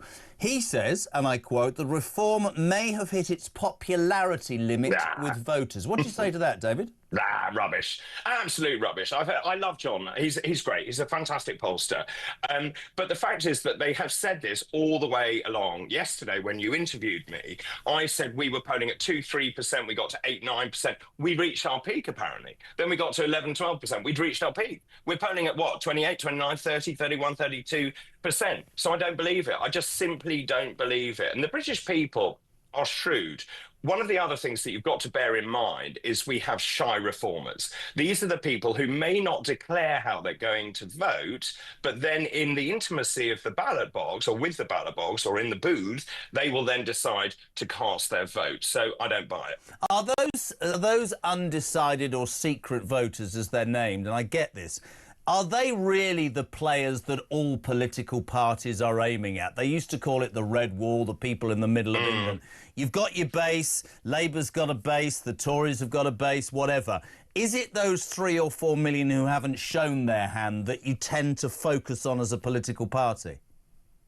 Normally, but I think all political rules have disappeared out of the window. I am seeing such a vociferous change across the country. You know, in northern England, where I am much of the time, I'm seeing people who traditionally and tribally vote Labour saying, there is no way I would ever vote Conservative, but we will vote for you. When you look at the collapse in the Labour vote in Liverpool, now in Liverpool it was 80% voted Labour. That is half. They are down to 40%. We're up to something like 30% in Liverpool. So I think actually all those old rules don't apply anymore. So we're starting to see a huge tectonic shift. People have realised that the two monolithic parties have let this country down. And it's all very well for the Conservatives to say, well, we're going to do things differently. We're going to lead the European Convention on Human Rights. You were in power for 14 years. Why didn't you do it? This is from Maisie in Kent. Great question. And I asked this yesterday. How are the old guard in Reform adapting to the new guard in Is Reform? that me? I'm the old guard, am I? I'm the old guard, but it's an interesting question, isn't it? Because a lot of people have been critical that your party's taken, you know, is it the retirement home for Tories? People have made the point from Reform that actually the people that have joined both stepped away from government, blah, blah. But what's the reaction amongst the old guard of MPs to this new influx, David? So with any, I built a company and we're essentially doing the same again, which is that as you grow, you have to have measured growth. And one of the things that I'm very keen on is that anyone who joins our party has to believe in the mission and the vision of what we're doing. You have to subscribe to everything we believe in. And all of our magnificent MPs do exactly that. Now, one of the things that we are keen to do is to build a very strong team. But to get into government, and once we are in government, and I have no doubt that we will be, you need people who actually know how government works and, quite frankly, how it doesn't work. And that is what Danny was saying, which is actually he has experience. He understands how there are some very good civil servants, how there's some very obstructive civil servants, and how to get legislation through. So look, if you go to a general election tomorrow, we would go from having a small number of MPs to having something like 373 to 400 members of parliament. That is an enormous shift. But make no mistake, to get to that stage, we need brilliant people to come forward. We are going to thoroughly vet all of these people to ensure that they subscribe to all our values and missions and vision. And then we will put them forward to the electorate, and the electorate will decide the best way to vote. It'd also be interesting, just going back to that that John Curtis comment as well. There hasn't been an opinion poll since the debacle of yesterday. Yeah. Very interesting to see. I mean, the Green Party have done quite well recently. It'll be interesting to see on the back of that day for the Labour Party, where I think almost everybody is still waiting for. It's not if, it's when, isn't it? Now with Keir Starmer, yeah. How that impacts and whether that bounces up either political party. We know you're doing a fantastic job, mate, and you take time in one of your garish shirts. You look like Mark Doden looked last Friday. What's wrong with this one? Well, no, it's all right. It's quite bright, though, isn't it? Well, it's a bright morning, not. Good man. Listen, thank you so much. As ever, God bless you. Be safe. He's in Birmingham, mate. David Bull, chairman of Reform, put it to him. Have your figures plateaued? No, he said. No, they haven't. The old guard, the new guard are mixing together. He's very positive as he heads forward. Sir John Curtis, who said that Reform might have plateaued, on this show next. We'll talk about the Gorton and Denton by-election and the bigger picture, just as we should do. These are the rules. I have to tell you the full list of candidates who are standing in that February the 26th by-election in Gorton and Denton. Nick Buckley for Advance UK. Charlotte Cadden, who we had on the show last week from the Conservative Party. Dan Clark for the Libertarian Party. Matt Goodwin we had on last week as well from the Reform UK Party. Sebastian Moore, Social Democratic Party. Joseph Omichair, rejoin the EU. Jackie Piercy from the Liberal Democrats. Hannah Spencer from the Green Party. Angelique Custodia from the Labour Party. Hugo Wills, the Communist League. And Sir Oinkalot from the monster raving loony party. Very important point. And I say to all the candidates there, Matt Goodwin's been on, Charlotte Cadden's been on. The door's open. Come on, tell us. The Green... Why won't the Greens come on? Green and Labour won't come on. Argue with me, disagree. You are as welcome as anybody else to come on this show. Morning, Kitty. The thing I'm worried about with Wes Streeting and with Mandelson is that this government seem to have scandal after scandal, increasingly worse, and they just blow over and they just disappear. There are so many things we could look back on and ask what actually happened to that. Anyway, I don't know. Keep up the good work. Smooches.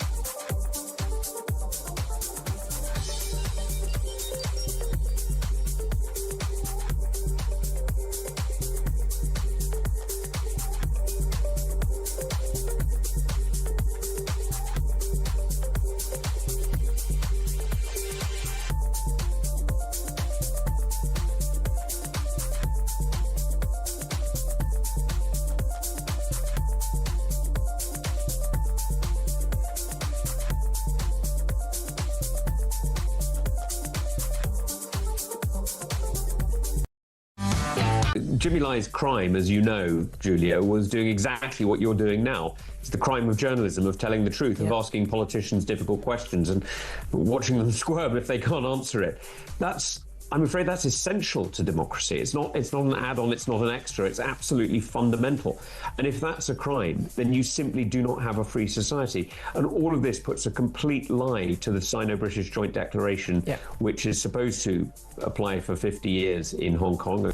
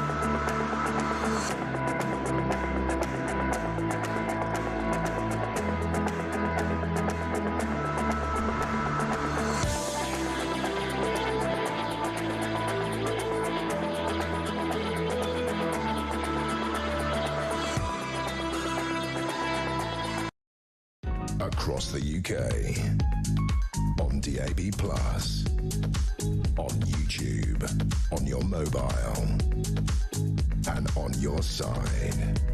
This is Talk. And welcome back, 9:25. The Queen of Westminster, Julia Hartley-Brewer, sounding fantastic, is here from 10 o'clock, and Ian Collins from 1, live across the UK, on Talk, the home of common sense, the home of Alarm Clock Brits. And I'm going to keep saying it because I want to. Thank you for making us the speech radio station that is listened to longer than anyone else. Look at me in the eyes. It's a fact. Morning, Paul. Hello, Jeremy. This is Paul from Cambridgeshire. Great show, by the way. Watching the shenanigans yesterday really reminds me of that old adage that turkeys don't vote for Christmas.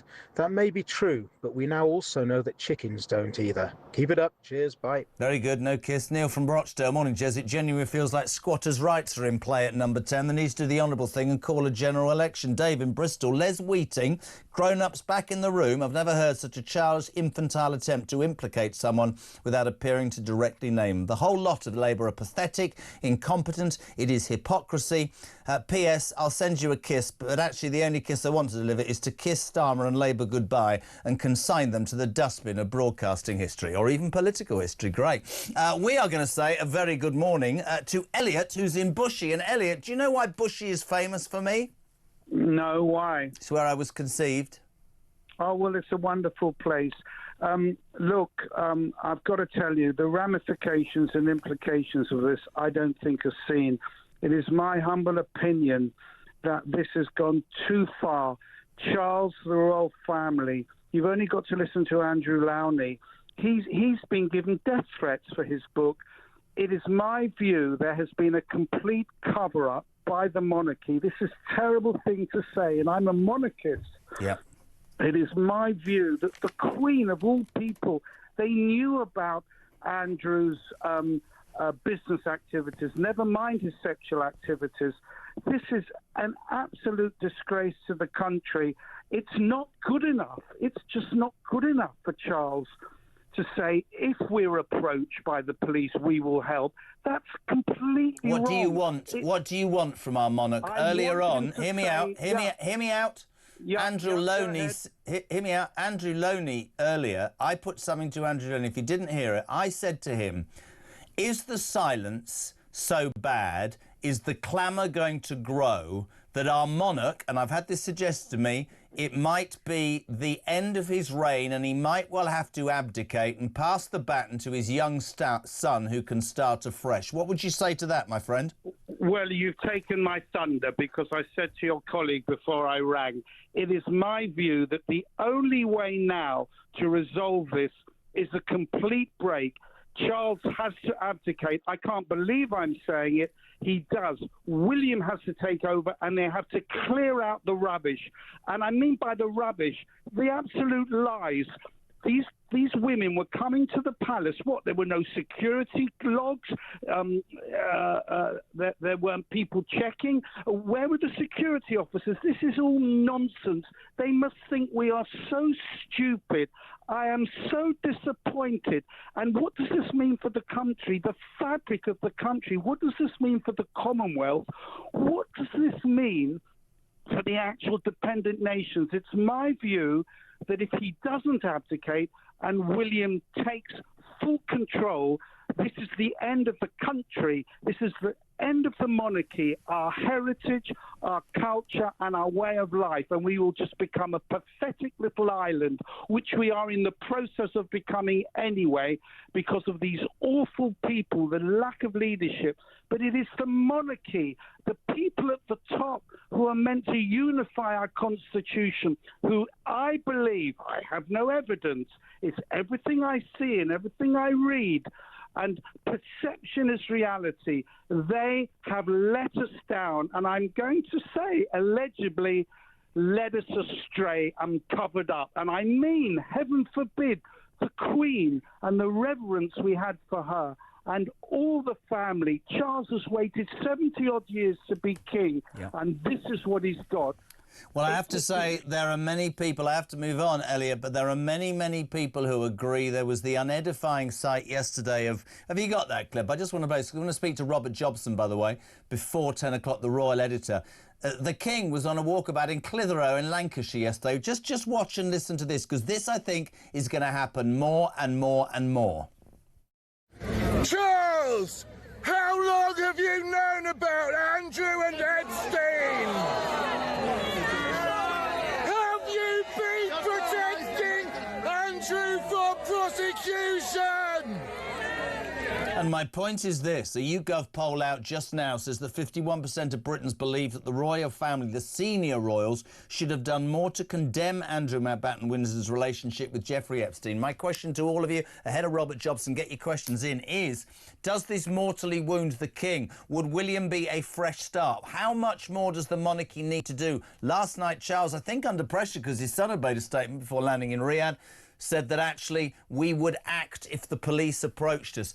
I am totally with Elliot. I am a monarchist. You can all laugh at me. My old man, I tell this every day, worked for the Queen Mother for 41 years. But I genuinely think this is a seminal moment for the British royal family. And if they have known more, I think the silent majority of people are going to demand that they come out and say what it is. I don't think window dressing will do. Just gone 9:30. My next guest, delighted to have him on as well. The polling expert, the guru, the professor of politics at the University of Strathclyde, Sir John Curtis. I said good afternoon. Good morning, sir. How are you? Good morning to you, Jeremy. Fine, thanks very much. God, I bet you lot in the polling world had an absolute joyous day yesterday, didn't you? I've got so much I want to ask you. A YouGov poll out, this is brilliant, say that only 22% of Brits believe it's likely that Starmer will be Prime Minister by the end of this year. I don't know who that 22% is, because most people that listen or watch this say he's a dead man walking. What do you say, John Curtis? Well, I mean, I think certainly while Keir Starmer managed to weather yesterday's storm, essentially instigated by the call by Anas Sarwar, the Scottish Labour leader, for him to resign, the underlying problem, which is that Keir Starmer himself is not very popular, that the Labour Party itself is not very popular. It's running at just 20% in the opinion polls.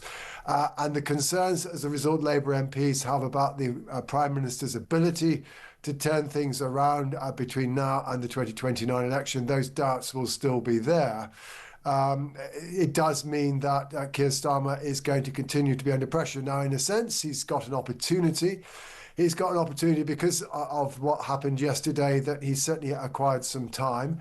I think it's also clear he's always, one big advantage he's got is that there isn't an obvious successor, somebody who is popular, who can unite the party. Rather, the party will be heading for a pretty fractious leadership contest if he were to go down now. So that helps him out. But the crucial thing now is whether or not he can finally in this reset address what people have regarded as the fundamental problems of his leadership, and that is a lack of leadership. That is, he isn't somebody who's been able to convey to the public a sense of what he believes in, what his government is trying to achieve, what kind of country it wants to create. All we've ever got from Keir Starmer is we're here, we want to reverse and repair the damage that we believe the Tories inflicted on the country between 2010 and 2024, but it's never gone further than that. It's been a constant complaint about his premiership. We have seen in the leak, or not the leak, the publication by West Streeting of his interactions with Lord Mandelson while he was ambassador. West Streeting clearly trying to get the dirty out early. That might affect his leadership chances. Them sharing the observation that there is no economic philosophy for this government. The question is whether or not Keir Starmer can finally do something about that, and therefore perhaps begin to instill a degree of confidence in the public about the way in which he's running the country. That his thin chances of being able to remain Prime Minister in the long run, frankly, rest now on that project. Many think he'll be gone sooner rather than later, and most people that we've spoken to today and yesterday say when, not if. Let's ask you from a polling point of view. One of the things that you talked about, which I just put to the Sure. chairman of Reform, was that you believe that Reform's popularity has levelled out. You talked when you were last on with me about the impact that Zach Polansky's leadership and the Greens has had. What are we looking at nationally? There actually, interestingly, hasn't been a poll, has there, since yesterday with the shenanigans, as you put it, that's gone on. How do you see that impacting? How do you see that impacting? Well, there hasn't been one since yesterday, inevitably. There have now been 3 since the Mandelson story became headline news, which I really date from about the Monday of last week.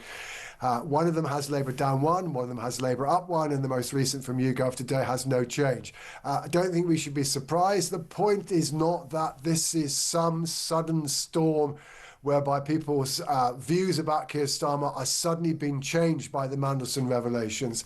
He is already so unpopular. The Labour Party is already so unpopular that therefore I don't think we necessarily anticipated that this would make things worse for Labour. And I'm not sure even yesterday is going to make things much worse. They are already in such a poor state. Now, turning to Reform. Reform, they're running at the moment on average in the opinion polls in January at 29%. And the truth is that they have been running at or close to 30% on average in the opinion polls on a continuous basis ever since May of last year. Now, if that isn't a plateau, I don't know what isn't. It's a plateau whereby they're ahead of everybody else, at least a 9-10 point lead. And I would perfectly agree with David Bull, who had on earlier, that at the moment, if there were a general election, Reform would probably win an overall majority. That, I suspect, explains why he wants there to be a general election soon. But if you look at the character of support for Reform is running at around 50% amongst those people who voted for Brexit. It's running at around 10% or less amongst those people who voted to remain inside the European Union.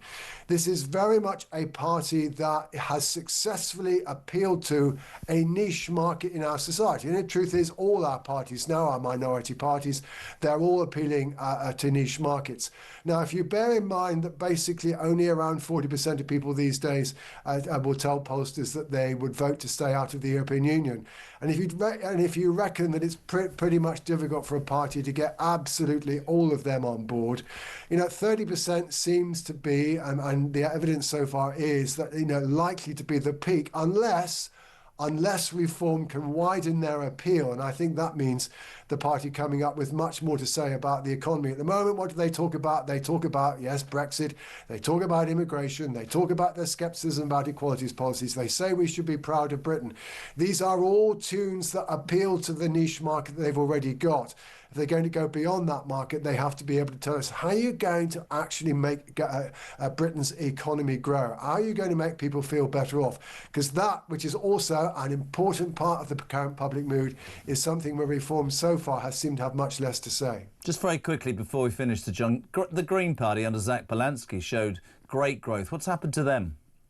Well, the polls, frankly, are not entirely in agreement. I can find you a poll that puts them at 10, and I can find you another one that puts them at 16. But on average, it's running at about 13%. The rise seems to have stopped.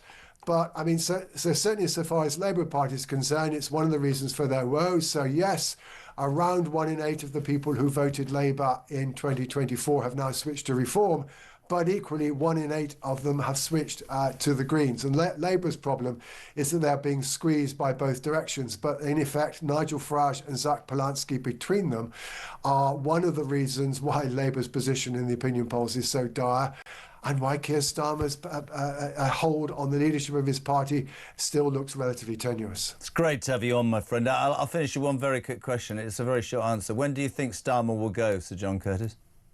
He's clearly, unless the results in the May the 7th elections are an awful lot better than we're anticipating, there is likely to come a crunch moment in the summer of this year. And unless those results are markedly better, that's the point at which perhaps Labour MPs will decide it's time to turn things around. Without the immediate prospect of elections, perhaps contemplate the prospect of a leadership contest in a way that they clearly weren't willing to do so yesterday. Great to have you on, my friend. Thank you so much indeed. Polling expert Sir John Curtis there on Talk Breakfast, 20 to 10. Morning, Ashley. You know, I'm just listening to the chat talk about the monarchy, and I couldn't agree more with him. His passion for what he's saying, and he's absolutely right. He needs to go, Charles. We need a clear out and a start again. Ashley from Stalybridge, great show.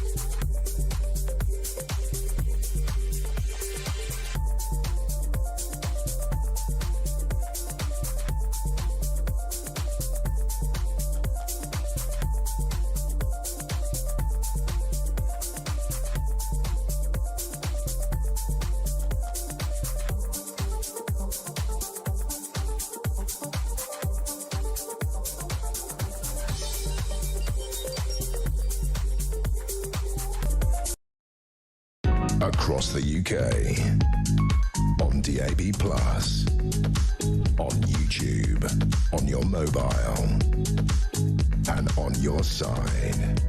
This is Talk.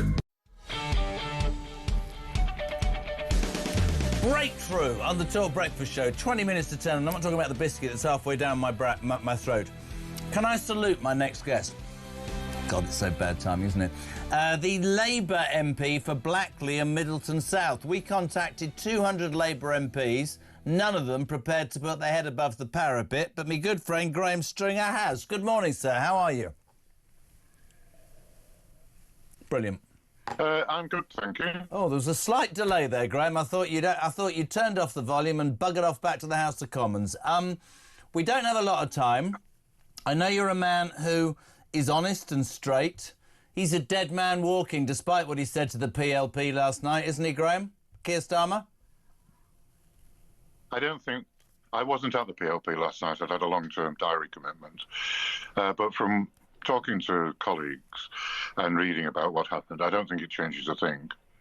The fundamentals, what's wrong, are that we're not delivering on our promises, both in the spirit of the campaign to win the general election in 2024, we were going to be ethically superior to the Conservatives, and we were going to deliver a manifesto. in both of those areas, we're not doing as well as we should be.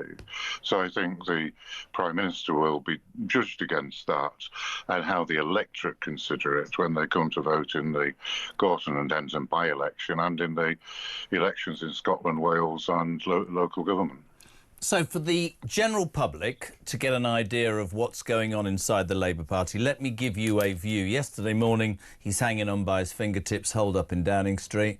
The Scottish leader, Anna Samoa, at 2:30 sticks the knife in. The Daily Telegraph report that it was part of an effort by Wes Streeting. They'd spoken at the weekend. Apparently, I mean, I'd love to know this. I mean, we've now got 24 cabinet ministers who have fallen in behind a prime minister who's in trouble because one of his mates, a man who's got his tentacles all over Labour, Lord Mandelson, whose best mate is the most notorious paedophile in the world. Naturally, people are going, why did you employ him? You've now got 24 cabinet ministers who are as complicit as the bloody prime minister is. Surely the Parliamentary Labour Party, as you said, are going, the look. For a government that came to power and said, the grown-ups are in the house, Graham, we're going to do this correctly, after all the sleaze and all the trashy stuff that went on under the Tories, it must be, and take this the right way because it's a compliment, to a hard-working backbench MP who fought for years to get into Parliament and then to get into government, it must really, really rankle many on the backbenches, doesn't it? I think it does, but on your first point about the members of the Cabinet supporting the Prime Minister, I think that's a move without significance. If you're in the Cabinet, you have to support the Prime Minister. There's collective responsibility. So it is just stating the constitutional obvious, really. And going back to the PLP, I don't think anything changed yesterday, but you're right, there are many disillusioned Labour MPs, some of them in government, some of them on the backbenches, because this government isn't doing as well as it should be. And this is an opportunity, if the local elections and the Gorton and Denton results go against us, to reset that. And the future of the Prime Minister is obviously involved in that. It's a tough job being the Prime Minister, and I don't think there's any shame really in saying that he's not done it as well as most of us expected. So obviously his future is tied up with those election results in Manchester and across the whole of Great Britain. As the media sort of squall started yesterday and everybody was like, he'll be gone by the end of the day, they're going to fall like cards, I kept saying, and I'll put this to you, are you a football fan, Graham? Do you like football? Manchester United. Oh, get Season off. ticket We're holder. playing you. We're playing you tonight, West Ham. Oh, God. I'd have to have a Man United fan on, wouldn't I? But here's the truth, Graham. Right, listen. Is it not fair to say that however you dress this up, in football analogy, right, a manager leaves and the next two games are Arsenal, Man City away. You don't want to take over until those games are gone, do you? Why would anybody, this is why I think he's still in power, why would anybody, however manipulative and how devious they're plotting, why would you want to take over before the by-election and before the May elections? Because everybody, if you believe the polls, says you're going to be wiped out. Then you can start afresh. It would be ludicrous to take the job now. So I see a party full of cabinet ministers, be it Miliband, be it Rayner with a website that doesn't exist but does, be it Streeting with his intimate messages. They're all circling the wagon. But it's not a case of not being ready. I think it's a timing thing. I think they're waiting and going, you've messed this job up, we're going to fall on our backsides, you can take the rap and we'll start again. Absolutely right. Nobody would want to take over in the present time with what looks like going to be very negative results in Manchester and across Great Britain. Nobody would want that. If it goes as badly as the polls are predicting, then that is when the crisis will happen. I think the media got it wrong, saying that there was going to be a coup in the last 24 hours. The Labour Party's notoriously bad at changing leaders, particularly when there isn't a crisis. So I think I agree with you that the real crisis point for the Prime Minister and for the Labour Party, for its future and for the country, is in May, after the elections on the 6th of May. Just to finish, my friend, and I mean this, I really appreciate you coming. And you said, I thought was interesting, your opening line was, we promise to be ethically superior. I know you're not going to say, but I'd like to get some chance to ask you. When he does go, who's the next leader in your mind? I don't know. I genuinely don't know. There are the names in the newspapers. It could be a safe pair of hands, people who aren't being talked about, but all sides could coalesce round, because John Healey. John Healey, I said it earlier. Yeah, or it could be somebody who most of the public haven't heard of yet, who's come in. Hilary Benn. For a safe pair of hands, possibly. But somebody that the public haven't heard of, who's had a successful career in something else, who could move across quickly. Party members will judge this on who they think is most likely to give us a good result in the next general election. And they would want a wide range of people to choose from in that. Listen, mate, your honesty is refreshing, and we appreciate, and sticking your head above the parapet says a lot about you. Graham Stringer MP for Blackley and Middleton South. Thank you so much indeed for joining the Jeremy Kyle Breakfast Show on Talks 10 to 10. We're live across the United Kingdom. Morning, Phil. Good morning, Jeremy. Are we saying that the ministers condone what's been happening with Epstein, Mandelson and Starmer's decisions? That's very interesting. By the way, look forward to seeing you popping up later on. I'll leave the back door open. Kiss. That's slightly worrying. 10 to 10, 0344 499 1000. Get the tea on, Damien. It's been 40 minutes. I'm drier than the bottom of a parrot cage. 87222. Start your message with the word talk and a kiss, of course, because we're being intimate like Mandelson and Streeting today on the show. We're going to say a very good morning to a man who I haven't spoken to for blimmin' ages. This man is the voice of reason, author of The Windsor Legacy, the royal editor, Robert Jobson. Good morning, my friend. How are you? Well, I'm very well, Jeremy. How are you? I'm all right, mate. We've got 5 minutes. I find myself in a slightly weird position. You know more than anybody, my friend, how much of a royalist I am. Yesterday on the show, we were talking about how there needed to be some communication. We saw the Prince and Princess of Wales make a statement before Riyadh last night. The King saying, and I quote, unprecedented actions, profound concern at the allegations against Andrew. And if we are approached by Thames Valley Police, we stand ready to support them as you would expect. I didn't think I'd ever ask you this. Do you think that's enough? Because I fear it might not be, my friend. No, I don't. I think that it doesn't deal with accountability.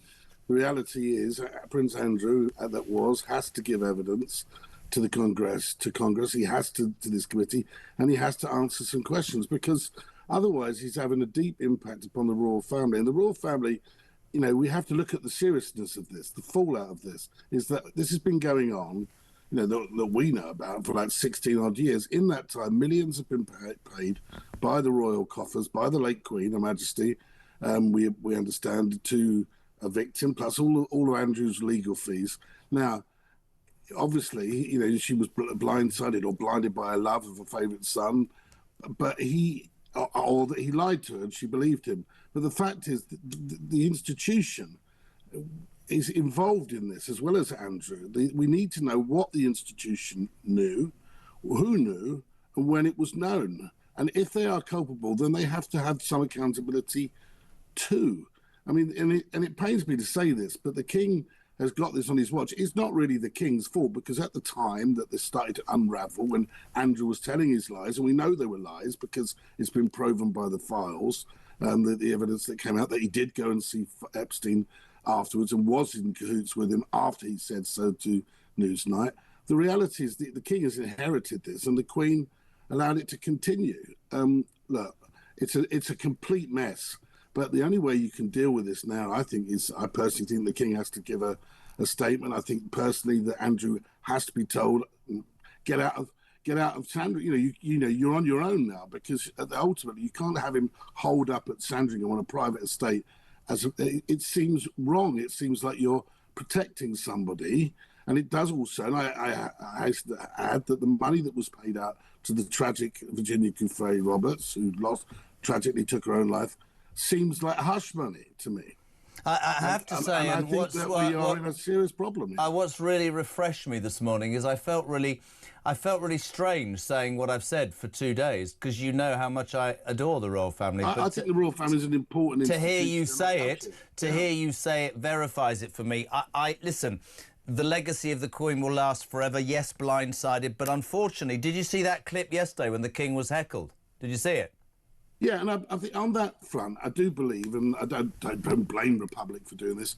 I do believe that the heckling and all is probably engineered by Republic. I don't think it's just from random people. I think there's a campaign going on behind the scenes.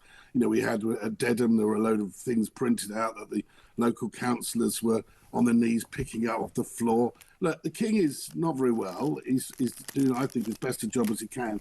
But my goodness, it does seem to have aged him. I mean, you know, the poor man, you know, he's got enough on his plate. His brother is really let the whole side down. But if you let him loose, Robert, if you let him loose, you're right. He sat in Sandringham not defending, but paying for him, and he's out of the spotlight. But there are people, quite rightly, in very bad positions in this country who are going, you've done all of that and you're still being protected. I'm going to ask you 2 quick questions. Can you see a situation where the ex-Duke of York will go to prison? Because I think Mandelson's going.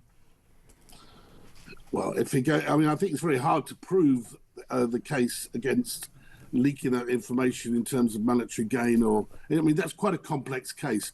But it does seem to me that the role of his envoy just showed that he was obviously sending these emails, probably being boastful. I don't know if he's necessarily looking for payment from it. And that's quite a difficult case to prove. But isn't it shocking that when you've got 9-year-old girls mentioned, 14-year-old girls mentioned, 15-year-old girls, 16. And frankly, it doesn't matter if they're 17 or 18. These are involving men that are in their 40s and very powerful people. When you've got these people involved in this case, that it's going to be on a leaking information that's sensitive, government information that could actually nail Mandelson and it could nail Andrew. The reality is there's one woman in prison at the moment, one woman involved in a clearly awful sex trafficking, grooming of young girls cases.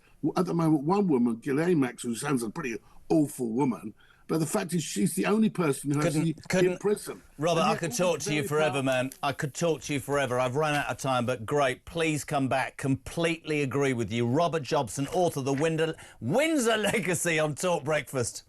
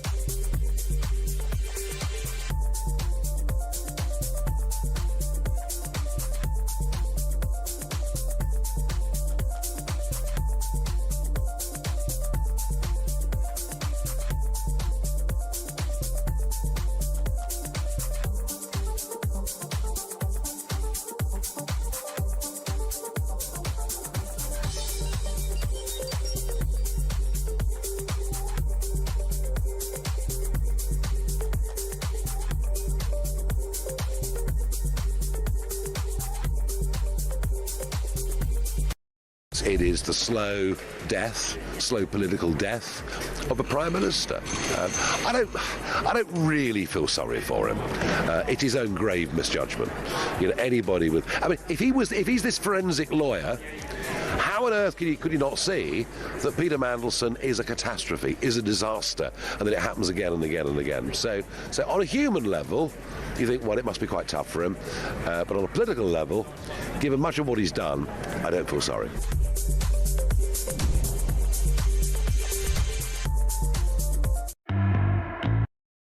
Across the UK, on DAB+, on YouTube, on your mobile, and on your side. This is Talk. Welcome back. Listen, thank you so much indeed to the A-team, to Christian, fantastic, to Big M, to the G-Spot, because we can never find him, Damien, and to the Neha. I always get a name wrong. She's fantastic. Julia Hartley-Brew, the Queen of Westminster. Good morning. You got the A-team. What have I got? A+ team. Thank you very much. Oh, don't be like that. We're all a team here. Oi. Oh, they're all upset now. Oi. We're a team here, yeah? That's quite important. Listen, thank you very much indeed. What an extraordinary day yesterday. What's your take on it all? Yeah, I mean, it was just sort of, what's going on? I just love the fact. My favourite thing is that it started with, if you're a Prime Minister,